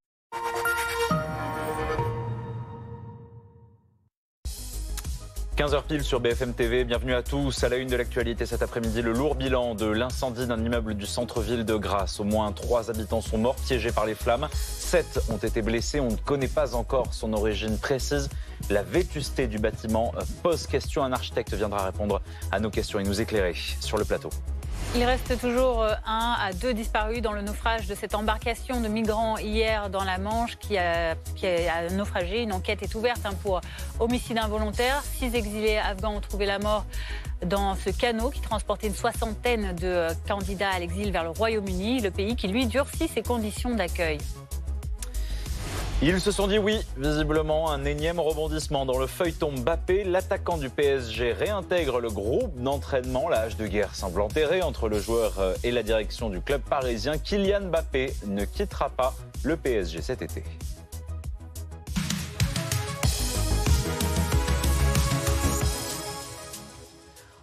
En pleine nuit, en plein centre-ville de Grasse, un incendie s'est déclaré dans cet immeuble de la place Auxerre. Cet après-midi, la façade est noircie. On voit à l'intérieur cette cage qui s'est embrasée. Le bilan est lourd. On compte au moins 3 morts. Il y a 7 blessés, dont 3 graves, hospitalisés. Des victimes qui n'ont pas pu échapper aux flammes. Célia Justfredi, vous êtes sur place pour BFM TV. Célia, l'incendie a été éteint tôt ce matin. Oui, très tôt, car les premiers appels qui ont été émis par les habitants de cet immeuble ont été passés aux sapeurs-pompiers aux alentours de 3 heures du matin. Alors les sapeurs-pompiers sont arrivés très rapidement ici. On remarquait donc que la cage de l'escalier de l'immeuble était en feu. Pour le moment, on ne sait pas encore la cause de cet incendie. On ne sait pas non plus à quel endroit de l'immeuble l'incendie s'est déclaré. Mais comme vous disiez, il était donc très tôt, 3 heures du matin, en plein milieu de la nuit. Alors la plupart des habitants étaient chez eux, peut-être même au lit. Ils ont senti des fumées. En tout cas, c'est le cas d'un des habitants que nous avons pu rencontrer. Je vous laisse l'écouter au micro d'Emma Arnaud. J'étais au lit. Quand je me suis réveillé, j'ai vu un fumée immense entrer. Du coup, les gens qui crient. Et moi, j'ai monté en haut avec mon portable. J'ai appelé les pompiers. J'ai dit, s'il vous plaît, il y a les immeubles qui prennent le feu. Et il m'a dit, t'inquiète, vous êtes où? J'ai dit, je suis sur les toits de la maison. Hein. Il m'a dit, reste là ou viens tout de suite. Célia, par ailleurs, l'état du bâtiment pose question puisque certains habitants ont émis des doutes sur la vétusté de l'immeuble. Oui, effectivement, on a pu parler avec beaucoup d'habitants aujourd'hui qui nous expliquent qu'il y a énormément de vétusté dans le centre-ville de la ville donc de Grasse et notamment dans cet immeuble que vous pouvez voir derrière moi. On nous a parlé de fils qui pendaient du plafond, de peintures qui étaient à refaire. Le maire, lui, expliquait qu'il y avait eu un vote de la copropriété pour faire des travaux à l'intérieur de cet immeuble et qui n'avait pas encore été fait. Alors, les habitants du quartier nous ont expliqué un peu la vétusté des bâtiments. Je vous laisse l'écouter. Mais oui, là-bas, par contre, il faut réparer. Il faut les propriétaires qui réparent avec l'État. Il n'est pas en bon état, là. Voilà. Des fois, je remonte, c'est pourri, c'est vraiment pourri, franchement. Des fois, c'est nous qui faisons la la peinture. Soit les escaliers, soit les appartements dedans, c'est pourri. Ouais, des câbles, c'est mal fait, tout cassé dedans.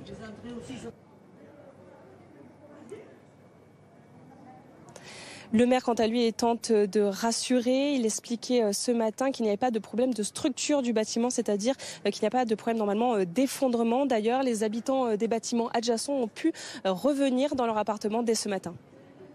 Merci Célia Just-Freddy. Avec Emma Arnaud, justement, vous parliez du maire Jérôme Viau, le maire Les Républicains que vous avez rencontré, maire de cette commune endeuillée, commune des Alpes-Maritimes, qui lui explique qu'il y a certes des problèmes de vétusté au sein du centre historique de Grasse, mais que l'immeuble détruit par les flammes n'est pas concerné. Aujourd'hui, on ne connaît pas l'origine, donc pour ne pas que ça arrive, il faut connaître l'origine. On ne sait pas si c'est une origine criminelle ou une origine accidentelle. Une chose est sûre, c'est que la municipalité est engagée dans un vaste plan de requalification du bâti ancien dans le centre historique. On a, vous l'avez vu, un centre historique qui fait 10 hectares.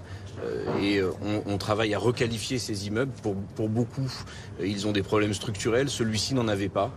Il n'y avait pas de problème de bâti ou pas de problème structurel. A priori, l'ingénieur béton qui est passé, ingénieur structure qui est passé tôt dans la matinée évoque le fait qu'après l'incendie, il n'y a pas de problème structurel sur le bâti.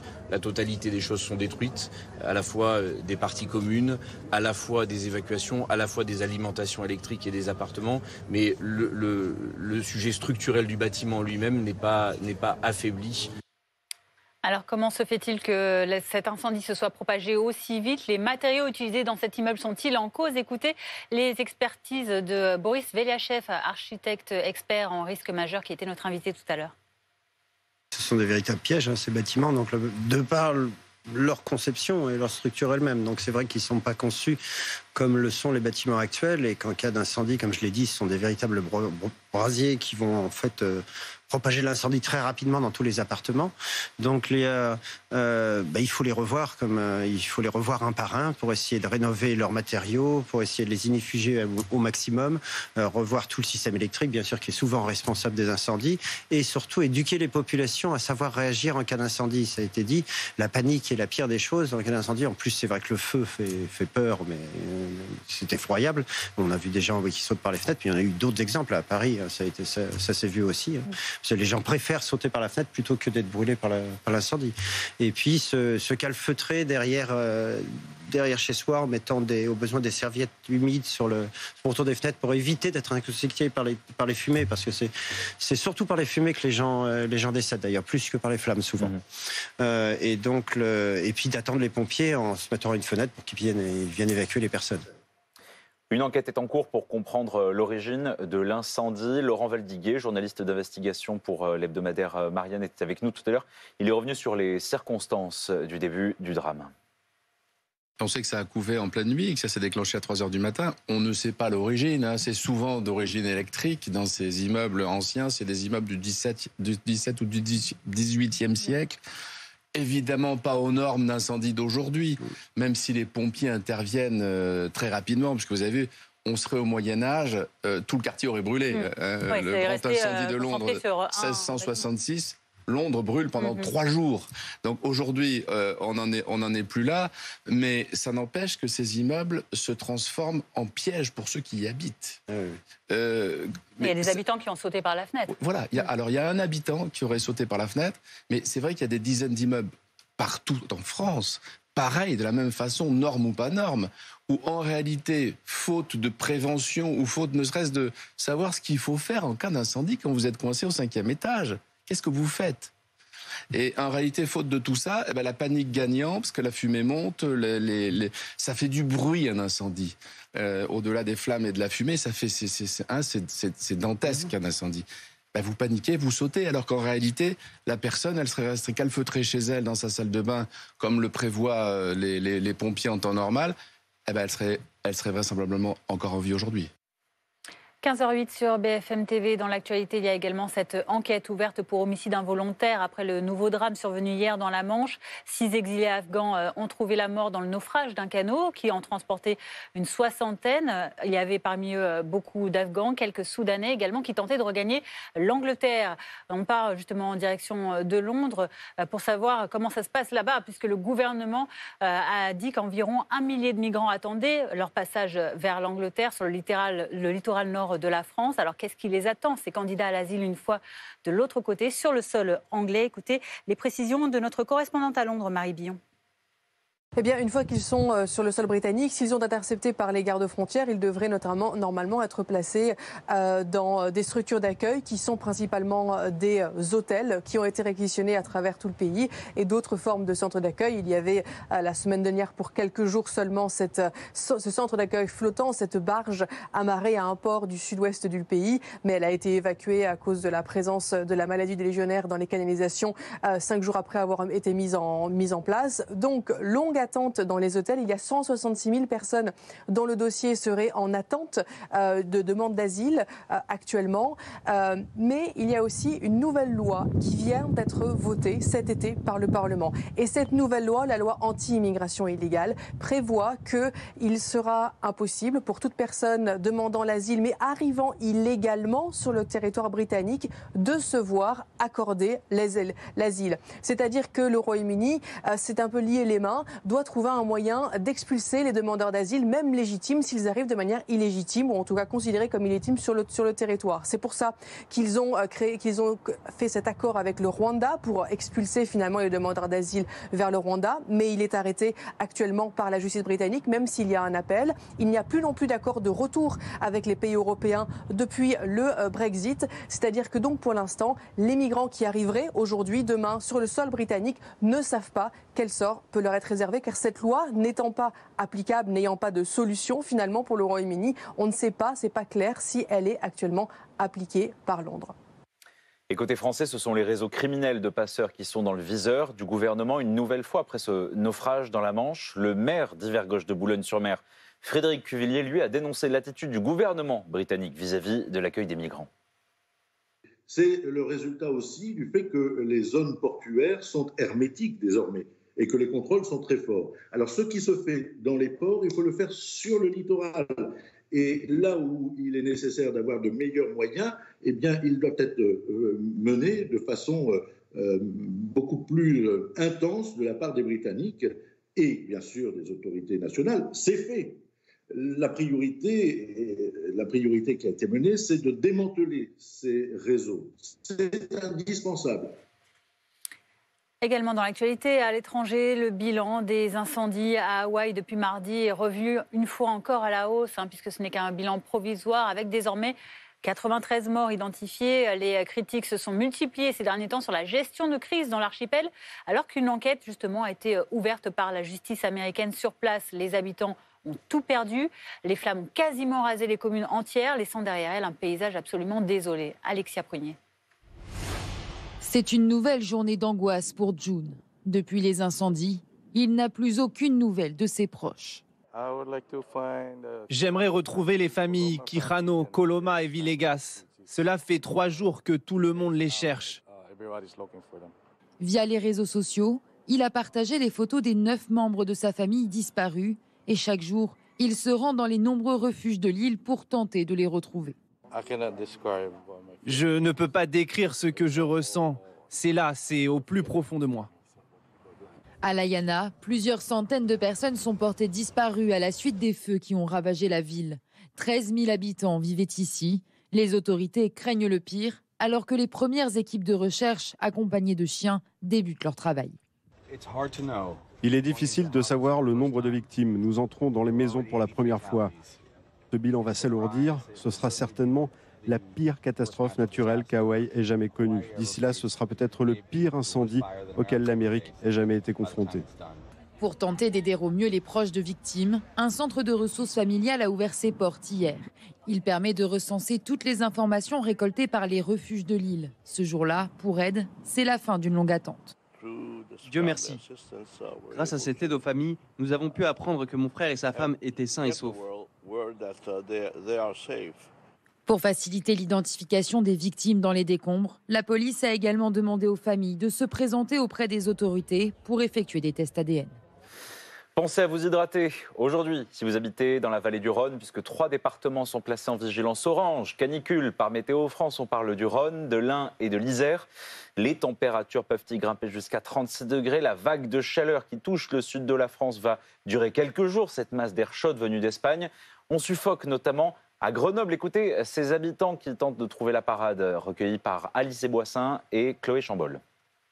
Je sors le matin et puis l'après-midi, je reste soit au frais, soit à la piscine. Il n'y a pas le choix, quoi. En mettant à l'ombre et en restant près de l'eau. Et on mange une glace à 4 heures pour se rafraîchir. C'est de sortir le matin et après, c'est de rester plutôt à l'intérieur l'après-midi et de sortir vers 17h, 18h. On a des petits plans piscine aussi à la maison, des toutes petites piscines pour enfants. On les met dedans et puis on les laisse barboter. Une chaleur qui n'empêchera pas les vacanciers de profiter de leur séjour en ce week-end prolongé du 15 août, forcément. Et direction la Gironde, 1 an après ce terrible incendie qui avait détruit une grande partie du joyau du bassin d'Arcachon. Cette année, les vacanciers sont de nouveau sur place, nombreux à être revenus dans la région. Yael Kahn est à la Teste de Bûche en Gironde. Et oui, les vacanciers sont de retour. C'est en tout cas le constat qu'on fait ici à Arcachon. On se trouve, nous, à Dingo Vélo, une entreprise de location de vélos. C'est à quelques mètres de la plage. Et les vélos ici, ils se louent comme des petits pains. Pour en parler, on va les retrouver. Vladimir Barrero, bonjour à vous. Alors, depuis ce matin, ça n'arrête pas ? Non, ça n'arrête pas. Effectivement, les vacanciers sont arrivés sur le bassin d'Arcachon assez rapidement ces derniers jours de début d'août, fin de juillet, début août. Et donc, on a heureusement des infrastructures qui vont avec pour les vélos, donc on les attend tous. Et vous faites des locations en ligne ainsi qu'en magasin, et vous me dites que vous allez même stopper les réservations en ligne. Expliquez-nous. Alors oui, mais ça c'est plus un problème de stock personnel qu'autre chose. Le problème c'est qu'on a effectivement un travail qu'on fait directement avec la clientèle, mais on a des réservations en ligne. Sauf que si ça va trop vite au niveau des réservations en ligne, on a besoin de protéger les réservations pour les gens qui louent en ligne. Donc je suis obligé de bloquer un petit peu pour être sûr d'honorer les réservations qui sont en ligne et qui sont déjà payées et de ne pas sortir trop vite le vélo que j'ai sur le magasin à la main. Ça veut dire que ça fonctionne très bien. Vous avez même constaté déjà une hausse de votre chiffre d'affaires. Oui, effectivement, on a eu un mois de juillet qui a été très calme et qui s'accélérait heureusement les derniers 5 jours de juillet. Et ensuite, après la main, ça continue à monter en puissance les premières semaines d'août. Donc avec un peu de chance, si on continue avec le même rythme, on va récupérer ce mois de juillet qu'on a perdu. Et ça ira très bien. Merci beaucoup. Vous l'avez compris, ce mois d'août, il s'annonce donc florissant pour l'entreprise Dingo Vélo ici à Arcachon. Certains passent le mois d'août dans les grandes villes et il faut parfois faire de très longues marches pour trouver une boulangerie, un vendeur de journaux, un restaurant qui reste ouvert pendant ces semaines de vacances. Certains commerces toutefois résistent. Ils ne partent pas en vacances pour le plus grand bonheur des habitants de nos métropoles. D'autant que le pari pour ces commerçants peut parfois s'avérer gagnant. Mathieu Lépinier et Alexia Lavril. Siroter un cocktail en plein mois d'août relève parfois du parcours du combattant dans la capitale. Mais certains commerces décident de rester ouverts. Une bonne surprise pour ces deux amis qui se baladaient dans le quartier. J'avais repéré cet endroit depuis un petit moment, donc j'étais agréablement surprise que ce soit ouvert. Et donc on a testé un bon petit mocktail qui est très sympa. Voilà, et bravo, voilà, on est contente d'être là. Dans ce restaurant, pas de baisse significative de régime. Sur un samedi, à 11h30, j'ai 42 places assises en salle, donc j'ai 42 sur 42. À 13h également, 14h30 aussi, qui sont les 3 créneaux les plus demandés par les clients en général.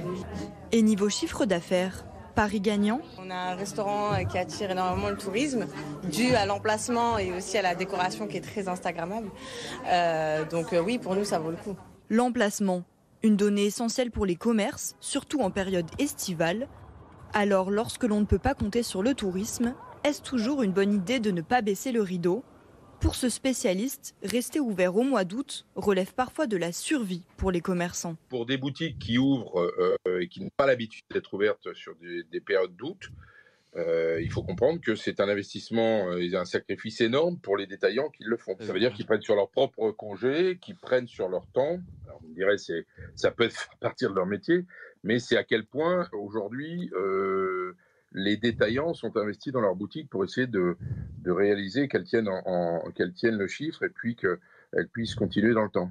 Ouvrir en août, une mesure nécessaire pour certains commerçants déjà fragilisés par la crise du Covid et l'inflation. Votre chronique, c'est vos vacances. C'est la Nouvelle-Aquitaine qui a déclenché l'alerte maximale. Attention aux baïnes. Ces baïnes, ce sont ces gros trous d'eau qui se forment avec l'action du courant et elles sont responsables chaque année de nombreuses noyades. 7 décès sur 10 sont dus à ces baïnes. À Lacanau, en Gironde, Camille Plaisant et Taliane Elobo. Vivez de bons moments devant votre programme avec le Parc Saint-Paul, le parc d'attractions pour toute la famille. Votre programme avec Tuco Énergie, expert en installation de panneaux photovoltaïques. Plus d'infos sur tucoenergie.fr.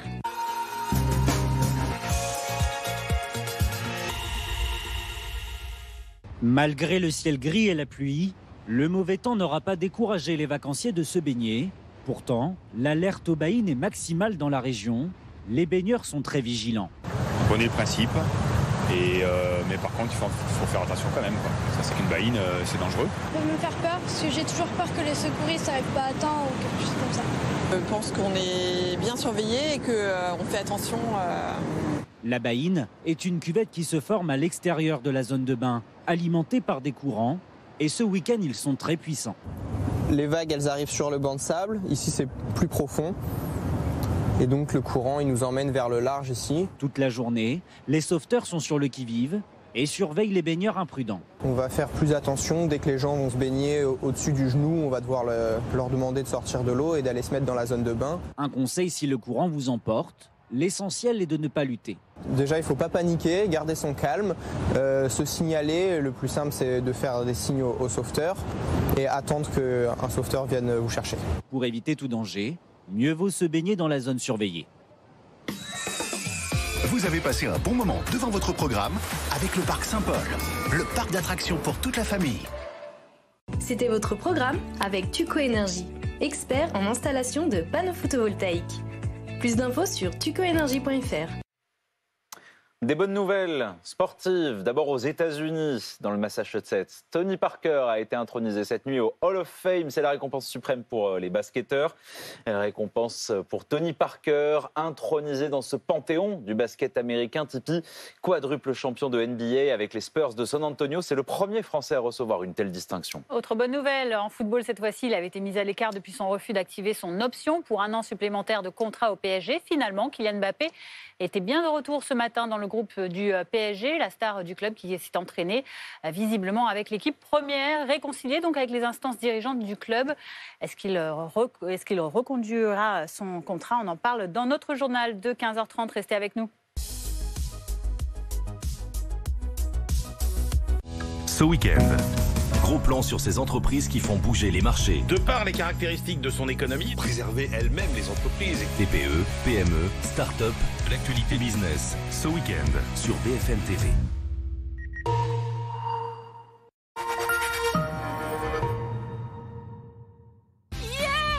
Yes! Voilà l'effet que ça fait d'acheter ses fournitures scolaires sur entrediscount.com. Fini les samedis interminables au supermarché. Dites oui au prix imbattable, au choix, à la facilité. Avec entrediscount.com, en 3 clics, choisissez, commandez, profitez. Vous voulez perdre du poids et vous voulez savoir à quelle date vous aurez atteint votre objectif? Rendez-vous sur comegem.fr. Il vous suffit de rentrer vos informations. Grâce à une étude interne sur 27 782 clients, nous savons que les clients Comegem perdent en moyenne 6 kilos en 28 jours. En quelques minutes, vous allez connaître la date à laquelle vous allez atteindre votre poids idéal. C'est gratuit, simple et sans aucun engagement. Vous voulez connaître la date à laquelle vous atteindrez votre poids idéal? Alors rendez-vous sur comegem.fr ou appelez le 0800 37 37 37. Ah, Booking.com. Je rêve d'aller ailleurs, n'importe où. Bungalow ou chalet, franchement, je m'en fous. Trouvez la location de vacances idéale. Booking.com, Booking. Yeah.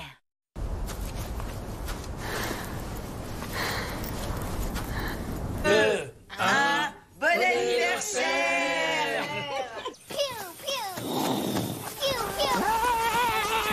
Des moments de vie rendus possibles par la recherche médicale. Donnez du sens à votre patrimoine en faisant un leg à la Fondation pour la recherche médicale. Pour bénéficier de conseils personnalisés, contactez Marion de la Fondation pour la recherche médicale au 0805 216 216 ou sur frm.org. Prendre soin de la planète, c'est tout vous. Mais c'est pas facile tous les jours. C'est comme consommer plus responsable ou recycler. Quant à s'engager et être plus solidaire, on ne sait pas toujours comment faire. Heureusement, ces gestes, vous les faites déjà en étant client chez SFR. Car avec nos mobiles et box reconditionnés, la mise en veille automatique de nos décodeurs TV, l'accompagnement vers l'emploi de 10 000 jeunes en 2022 ou nos gigas offerts à Emmaüs Connect, SFR agit pour être plus responsable et solidaire avec vous. Centre-européen-formation.fr. Vous accordez une place centrale au bien-être et aux pratiques naturelles? Devenez naturopathe avec la formation à distance du Centre européen de formation. Réalisez un bilan de vitalité, établir un protocole personnalisé. Un programme de 500 heures pour acquérir toute l'expertise et s'établir en tant que professionnel de la naturopathie. Étudiez où vous voulez, quand vous voulez. Testez dès maintenant notre plateforme e-learning et découvrez votre premier cours gratuit. Phytothérapie. Rendez-vous sur centre-européen-formation.fr. Pour 5 900 €, équipez-vous de panneaux solaires. Installation, matériel, démarche, SAV et garantie. Pour 5 900 €, tout est compris. Découvrez l'offre de notre partenaire Avison. Produisez enfin votre propre énergie et faites des économies. C'est ça, un bon plan Carrefour Énergie.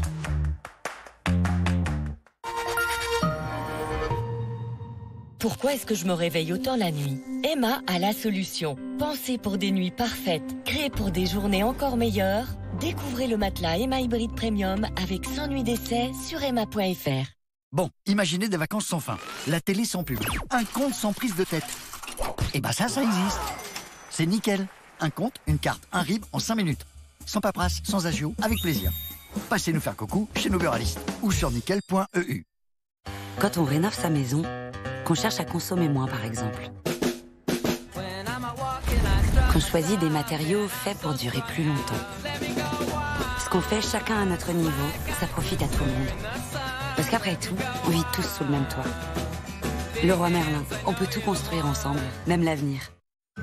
J'irai dormir chez vous vendredi à 21h10 au Cap-Vert et à 22h15 en Grèce sur RMC Découverte et RMC BFM Play. Après 20 ans dans le commerce, j'ai décidé de changer de vie. J'ai obtenu mon CAP Petite Enfance à distance en 7 mois avec le CEF et aujourd'hui, je suis auxiliaire de crèche. J'ai obtenu mon diplôme CAP Petite Enfance et aujourd'hui, je suis assistante maternelle. J'éveille les adultes de demain, comme Léa. Le CEF, c'est un apprentissage simple, à distance, avec plus de 96% de réussite à l'examen du CAP Petite Enfance. C'est aussi des formations en prothésie ongulaire, en décoration, en développement web ou encore en naturopathie. Rendez-vous sur centre-européen-formation.fr. Centre-européen-formation.fr. Un pare-brise fissuré? Faites comme mon client. Venez chez Carglass. On a plus de 150 000 pare-brises en stock. Alors bien sûr, le sien, on l'avait. Je lui ai remplacé et comme toujours quand on remplace, sa voiture, il l'a retrouvée encore plus propre qu'avant. Et pour qu'elle le reste longtemps, en ce moment, Carglass vous offre un aspirateur de voiture développé par Noroto. Alors, prenez rendez-vous maintenant sur carglass.fr et tapez bien .fr pour être sûr d'arriver chez nous. Répare, Carglass remplace.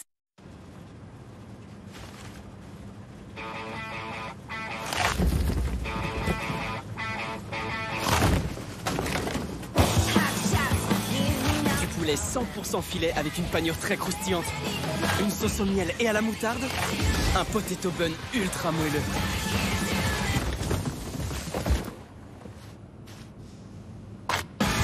Nouveau McCrispy de McDonald's.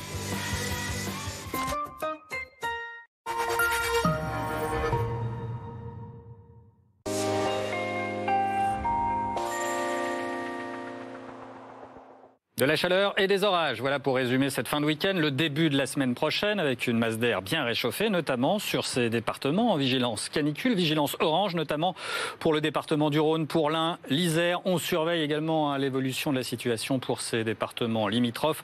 La masse d'air ne cesse de se réchauffer jusqu'en altitude, ici à Champs-Rousses, à 1700 mètres. On va flirter avec les 25 degrés ce dimanche. En fond de vallée, jusqu'à 35-36 degrés ici dans le département de l'Ain sur l'autoroute A42. L'asphalte surchauffé pour ces nouveaux départs ou ces nouveaux retours ce week-end. Ça va continuer pour une bonne partie de la semaine prochaine, notamment sur les départements en vigilance orange, mais pas seulement. La chaleur va peu à peu se diffuser vers le nord. Elle remonte du Maghreb et d'Espagne. On a enregistré plus de 50 degrés en direction d'Agadir, au Maroc, 46 à Valence. Ces jours derniers, des records sont tombés en ce qui nous concerne. On attend à nouveau un pic de chaleur pour cet après-midi dans le centre-est, avec ces orages parfois marqués du Massif central en remontant vers le Grand Est en direction des Alpes. On pourrait avoir de la grêle localement, des orages isolés, orage de chaleur pour cette journée et de la chaleur, effectivement, vous en aurez jusqu'à 35 voire 36 degrés cet après-midi. De Lyon jusqu'à Valence, en direction de Grenoble, 33 à Toulouse, comptez 25 à Paris, c'est plus respirable, effectivement, en allant vers les bords de Manche avec une vingtaine de degrés, 21 notamment à Brest ou encore à Cherbourg pour cet après-midi. Un coup d'œil rapide sur la journée de demain, avec plusieurs salves orageuses dans les jours qui viennent. Celle-ci va surtout concerner le Grand Est en matinée, puis ça va recommencer dans l'après-midi du Massif central en remontant vers les Ardennes. Là aussi, on pourrait avoir de la grêle localement, mais en temps plus clément de part et d'autre, sauf sur la Bretagne, le Cotentin, avec déjà l'arrivée d'une nouvelle perturbation ce lundi. Regardez la météo avec entrediscount.com. Yes! Yes! Entrediscount.com, numéro 1 français des fournitures scolaires en ligne. La météo avec clickandboat.com, leader de la location de bateaux. Il va faire de plus en plus chaud sur toutes nos plages la semaine prochaine. La chaleur prend son temps, simplement au bord de la mer du Nord et près des côtes de la Manche. On aura quand même des éclaircies ce lundi, mais ça reste assez frais. À Dieppe, 19 degrés au pied du château, 19 degrés également dans l'eau. Un peu d'eau, vous en aurez dans la baie du Mont-Saint-Michel, également sur les côtes bretonnes, avec une nouvelle perturbation qui donnera des pluies assez régulières tout de même pour ce lundi. Ce sera plus lumineux sur la côte de Lumière, en Vendée, 23 degrés sur le sable et 20 degrés pour vous baigner. L'eau est à 23 degrés sur la côte basque. Ça remonte dans l'eau en direction de la Méditerranée. Dans le même temps, les entrées maritimes vont persister autour du golfe du Lion, à Marseille, quelques plaques de grisaille localisées, 30 degrés pour cette journée, 19 degrés dans l'eau sur les plages du Prado, ça remonte également sur la côte varoise, 21 degrés pour vous baigner, une eau à 26 degrés notamment au large de Menton, 29 degrés pour vous sécher, c'est assez doux, voire même chaud, en Corse également avec une trentaine de degrés à l'île Rousse et 24 degrés pour plonger. C'était la météo avec entrediscount.com. Yes! Yes! Entrediscount.com, numéro 1 français des fournitures scolaires en ligne. C'était la météo avec clickandboat.com, leader de la location de bateaux. 15h30 sur BFM TV à la une de l'après-midi info. Kylian Mbappé, la direction du PSG, rabiboché. L'attaquant star du club parisien était à l'entraînement ce matin avec l'équipe première de Luis Enrique. Les premiers signes de réchauffement étaient déjà visibles hier en marge du match Paris-Lorient auquel Mbappé n'avait pourtant pas participé. Alors est-il pour autant d'accord pour prolonger au Paris Saint-Germain? Les réponses dans ce journal. En plein week-end du 15 août, prenez garde à la chaleur, une vague qui va submerger le sud-est de la France, masse d'air chaude venue d'Espagne qui apporte des températures pouvant atteindre les 37 degrés dans le sud-est. Météo France place en vigilance orange, canicule, le Rhône, l'Isère et l'Ain. 3 morts et 3 blessés graves dans l'incendie d'un immeuble à Grasse. Cette nuit, une 60aine de pompiers sont intervenus et ont réussi à éteindre un feu violent qui a épris dans une cage d'escalier. Pas de problème de structure, estime le maire de la commune des Alpes-Maritimes. Mais des habitants dénoncent tout de même la vétusté du bâtiment. Et puis peut-être vous-même, êtes-vous contaminé par la Barbie Mania? Elle est bien là après le succès du film en salle. Les ventes de la poupée américaine explosent. De quoi nous faire voir la vie en rose. Le film remet au goût du jour la mode Barbie, même chez les adultes, vous l'entendrez. L'actualité de ce dimanche, c'est la fin de la brouille, semble-t-il, entre Kylian Mbappé et le Paris Saint-Germain. L'atmosphère semblait en effet plus cordiale hier soir lors du match de Ligue 1 PSG-Lorient, durant lequel l'attaquant star n'avait pourtant fait que regarder le match depuis les tribunes. Mais il y a eu un autre signe de réchauffement ce matin, Mbappé qui a pu s'entraîner avec l'équipe première de Luis Enrique, comme nous le confirme Fabrice Hawkins, journaliste RMC Sport. Il a enfin réintégré les séances collectives avec donc le groupe principal. Ça s'est passé en 2 temps. Cette semaine d'abord avec la visite de Nasser El Khelaifi au campus Paris Saint-Germain pour discuter avec Kylian Mbappé, mettre un petit peu les choses à plat. Mais c'était encore un petit peu tendu mardi. Ils ont parlé, les 2 hommes, encore une fois hier, juste avant le match Paris Saint-Germain-Lorient. Et l'élément déterminant, l'élément qui a fait pencher la balance, qui a fait tout basculer, finalement, c'est que Kylian Mbappé s'est dit ouvert à une prolongation. Jusqu'à présent, il restait campé sur sa position de rester jusqu'au Paris Saint-Germain la saison prochaine et donc partir librement, ce que ne voulaient pas entendre les dirigeants parisiens. Donc là, il accepte quelque part l'idée de prolonger. Ce n'est pas fait, ce n'est pas acté. Il y a des discussions qui vont se poursuivre, mais en tout cas, c'était suffisant pour faire plaisir à la direction parisienne, donc le réintégrer ce matin à l'entraînement. On voit que tout le monde est sourire. Donc c'est officiel, il prolonge au PSG? Non, c'est pas encore officiel. Il y a des discussions qui vont avoir lieu. Elles seront âpres, évidemment, parce que on a vu durant ces dernières semaines, des 2 côtés, on veut absolument rien lâcher. Chacun défend un petit peu ses intérêts. Donc il y a un principe, en tout cas, c'est que Kylian Mbappé va négocier avec le Paris Saint-Germain pour prolonger. Il s'est dit ouvert à une prolongation. C'est ce que voulait entendre le président Nasser El Khelaifi pour éventuellement le réintégrer. Donc ça s'est fait. Maintenant, il faut encore discuter et c'est loin d'être acté. Et quelle garantie pourrait faire peut-être choisir cette fois-ci Mbappé d'être sûr de rester et de prolonger au PSG?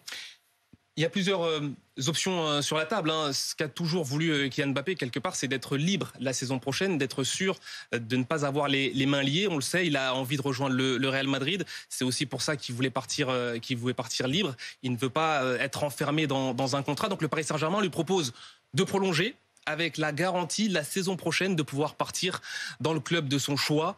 Donc on va voir si Kylian Mbappé va accepter. Parce qu'encore une fois, il a accepté le principe, mais ce n'est pas encore signé. Ce sont donc 3 départements qui sont désormais placés en alerte orange pour canicule. Après le Rhône depuis vendredi, l'Ain et l'Isère le complètent depuis ce midi. Météo France recommande aux habitants et vacanciers dans ces régions d'être très vigilants.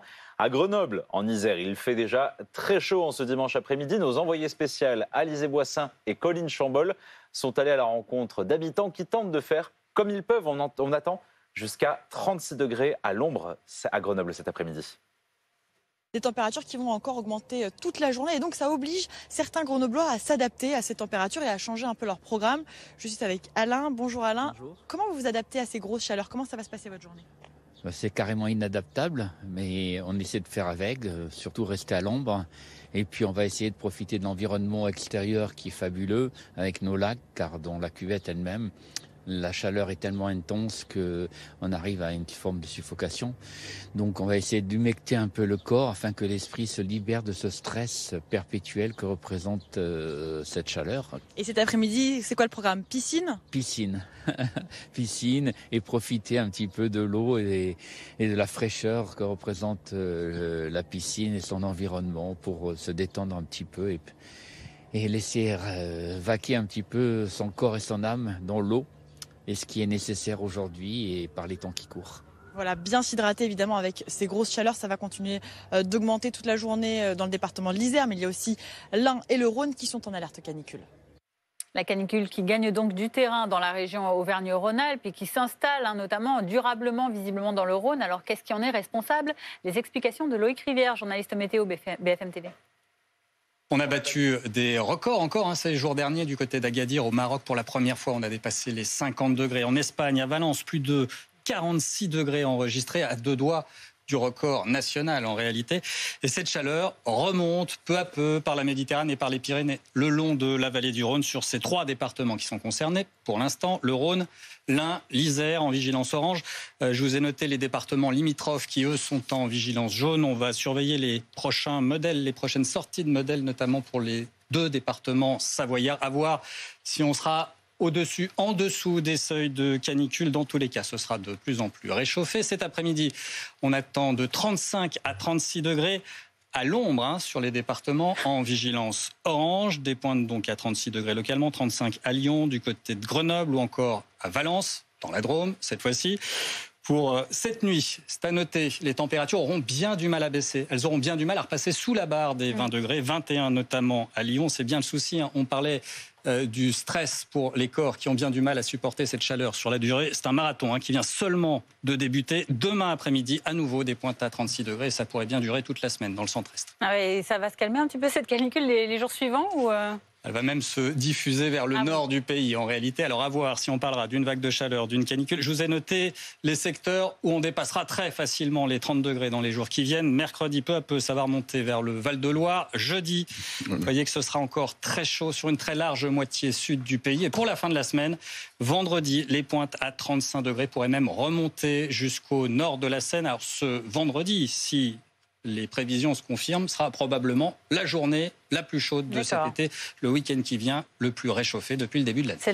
À la une de l'actualité, ce dimanche après-midi, c'est ce drame à Grasse, dans les Alpes-Maritimes. 2 hommes et une femme sont morts dans un incendie au petit matin. Incendie qui a pris dans un immeuble ancien du centre-ville. Il a fait également 7 blessés, dont 3 graves. Les pompiers ont pu venir à bout de l'incendie, dont l'origine est encore inconnue à cette heure. Une enquête est en cours. Emma Arnaud avec Camilla Giudice. À 3h ce matin, un incendie se déclare dans cet immeuble du centre historique de Grasse. Les habitants sont réveillés brusquement par les flammes et la fumée. J'étais au lit quand je me suis réveillé. J'ai vu un fumée immense entrer. Du coup, les gens qui crient.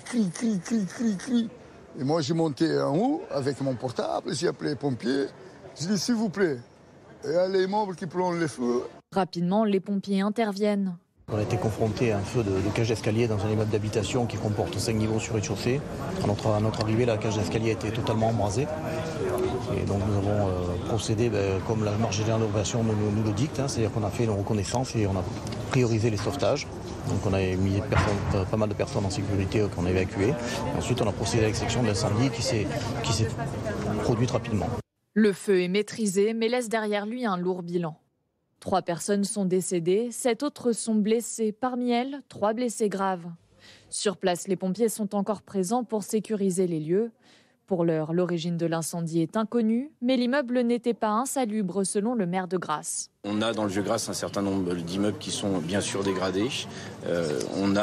Sur cet immeuble, il n'y avait pas de problème structurel. C'est un immeuble qui est composé d'appartements privés à chaque étage. Mais le récit de certains habitants diffère. Ils racontent un immeuble et des appartements vétustes, comme l'explique cet homme, ami avec l'un des locataires. Moi, je fais les meubles, des fois, je montais chez mon copain, je montais, franchement, c'est insalubre. C'est pourri, les fils, ils pendent, tout. La cage d'escalité, elle ne tient même pas. C'est vraiment pourri. Une enquête a été ouverte par le parquet de Grasse afin de déterminer l'origine du sinistre.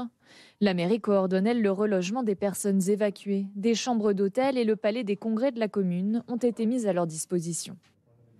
Bonjour, commandant Xavier Vic, vous êtes chef des opérations du STIS 06, le service départemental d'incendie et de secours des Alpes-Maritimes. On le disait, au plus fort de l'incendie, il y a une 60aine de pompiers mobilisés, 17 engins. C'est dire que cet incendie a été très violent.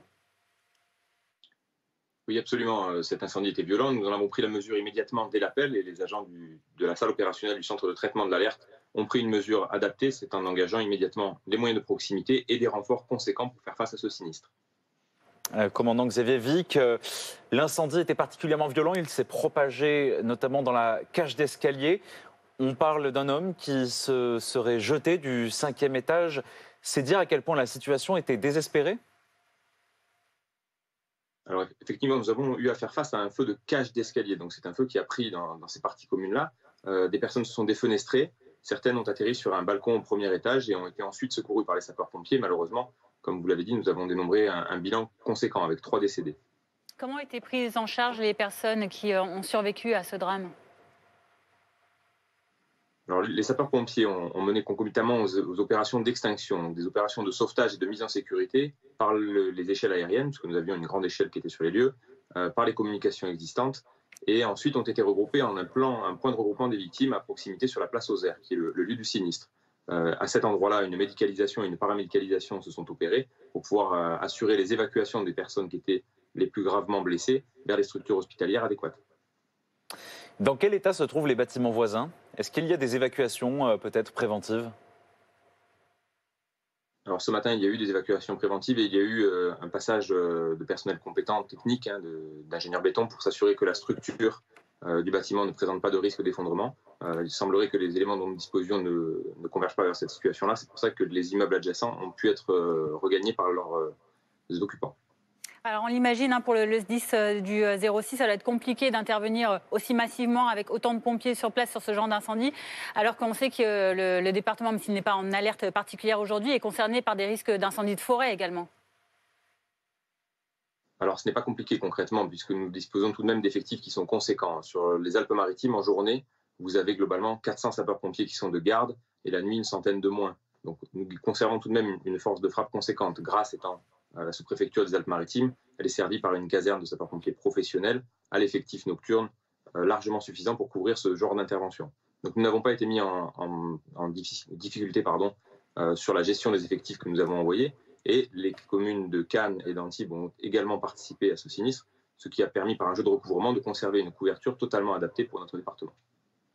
Merci, commandant Xavier Vic. Vous êtes le responsable du SDIS 06 dans les Alpes-Maritimes où a eu lieu cet incendie. Merci d'être intervenu sur BFM TV. On revient sur ce naufrage d'une embarcation de migrants qui tentait de rejoindre l'Angleterre hier en traversant la Manche. 6 Afghans ont trouvé la mort. Les associations réclament des passages sûrs et légaux. Anjil Louata, le gouvernement, lui, pointe du doigt la responsabilité criminelle des organisations de passeurs.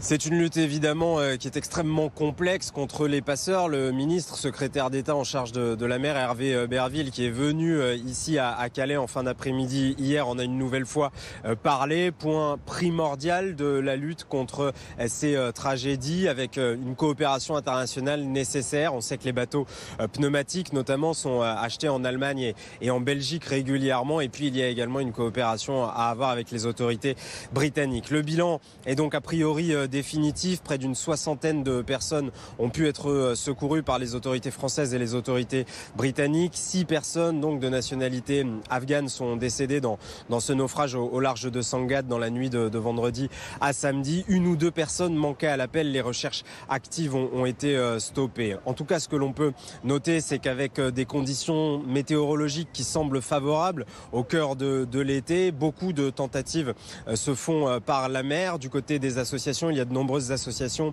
qui expliquent qu'en sécurisant autant le tunnel sous la Manche et le port de Calais, forcément, les personnes exilées qui tentent de rejoindre les côtes anglaises le font par la mer, avec évidemment un trajet extrêmement périlleux, meurtrier. Ce week-end l'a encore confirmé. Une actualité bien plus légère à présent à 15h45 sur BFM TV. C'est peu dire que le film Barbie a eu du succès. C'est simple, la rédaction, je pense que 9 personnes sur 10, elle l'a vu, toi, moi, tout le monde. Un succès qui a valu des recettes spectaculaires. Record, $1 milliard de recettes au box-office américain. Un record pour une femme réalisatrice seule.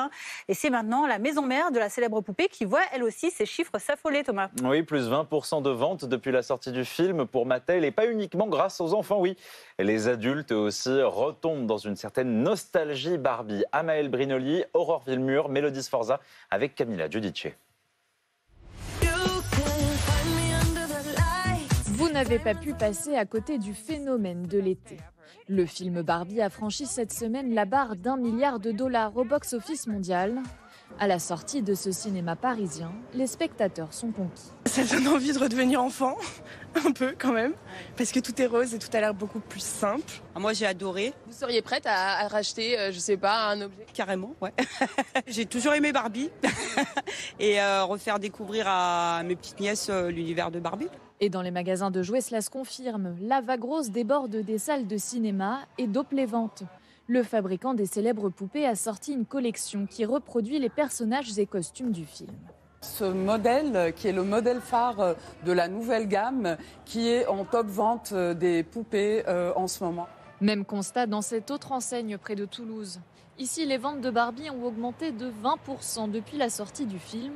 Si les emballages brillants et les poupées séduisent toujours les enfants, je les aime bien, je les habille, je les lave ses cheveux, je les brosse les cheveux. elles donnent aussi des idées cadeaux aux adultes. J'ai un cadeau d'anniversaire à faire pour une petite fille et puis je cherchais un petit peu des idées. C'est vrai qu'avec le film, du coup, je me suis dit pourquoi pas prendre une poupée Barbie. C'est bientôt l'anniversaire de ma fille, donc on est venu voir ce qu'il y avait.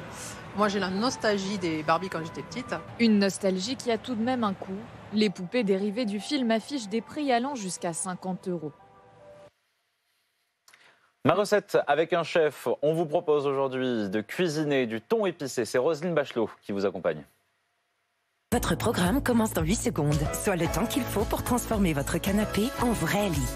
Votre programme avec la maison convertible. Votre programme avec Magnolia.fr. Changez votre assurance de prêt à tout moment et économisez sur Magnolia.fr, comparateur en assurance de prêt immobilier.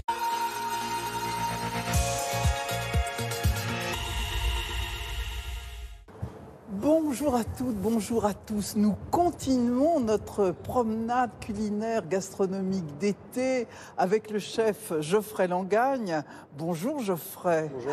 Alors on est dans le cadre du Palais Galliera, de ce musée de la mode de la ville de Paris, avec votre restaurant éphémère, oui. Les Petites Mains, et ça dure jusqu'en octobre. Fin octobre. Oui. Qu'est-ce que vous allez nous faire? Alors on va faire du thon, cuit à la poêle avec du poivre, des haricots verts, des amandes, et une sauce tomate un petit peu épicée comme une arrabbiata.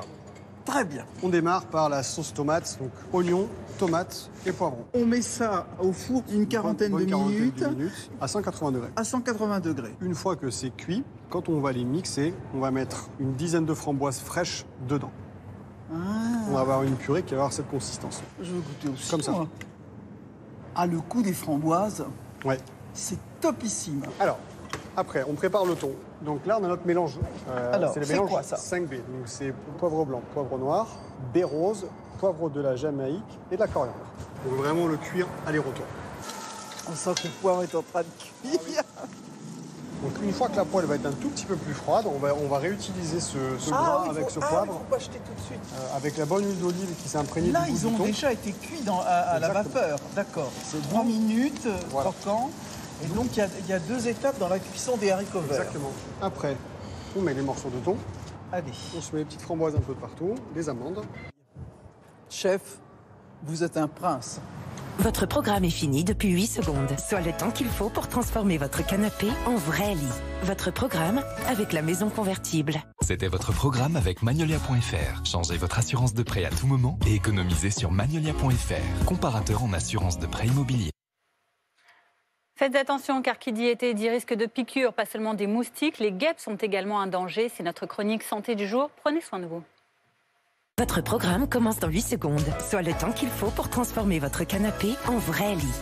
Votre programme avec la maison convertible. Votre programme avec Magnolia.fr. Changez votre assurance de prêt à tout moment et économisez sur Magnolia.fr, comparateur en assurance de prêt immobilier.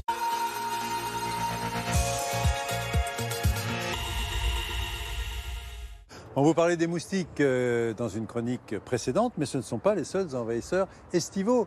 Les guêpes, les abeilles, les frelons sont aussi au programme. Et leurs piqûres peuvent parfois entraîner des réactions allergiques importantes, avec un nombre de cas qui pourrait se multiplier avec le changement climatique.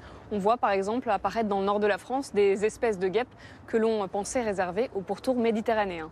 Alors, quelques chiffres. En Europe, on peut considérer qu'en gros, 70% des piqûres d'insectes sont liées aux guêpes, 20 à 25% avec les abeilles et 5 à 10% les frelons. Selon les études, entre la moitié et la quasi-totalité de la population, entre 56 et 94%, sera piquée au moins une fois dans sa vie. Les personnes qui passent beaucoup de temps à l'extérieur, je pense notamment aux jardiniers ou aux randonneurs, sont évidemment plus à risque. Alors, heureusement, la plupart de ces piqûres, eh bien, ça se passe bien, ça reste tout à fait bénin. En gros, on peut dire que pour un tiers des cas, ça dépend selon les études, on peut avoir une réaction inflammatoire allergique au niveau de la peau assez marquée, avec un placard qui sera plus de 10 cm de diamètre, qui va durer 24 heures, voire un petit peu plus, et qui va en fait disparaître progressivement.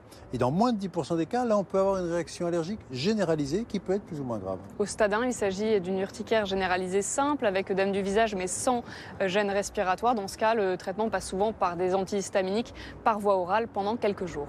Et puis après, vous avez le stade 2 où là, on parle d'anaphylaxie avec au moins 2 organes qui sont touchés, des symptômes qui peuvent être variables. Ça peut être la toux, ça peut être des sifflements, des symptômes digestifs, une tachycardie, une hypotension et bien sûr une urticaire. Dans ce cas, et d'ailleurs pour les stades supérieurs, il faut recevoir une injection d'adrénaline en intramusculaire et il faut également contacter le centre 15, c'est-à-dire le SAMU.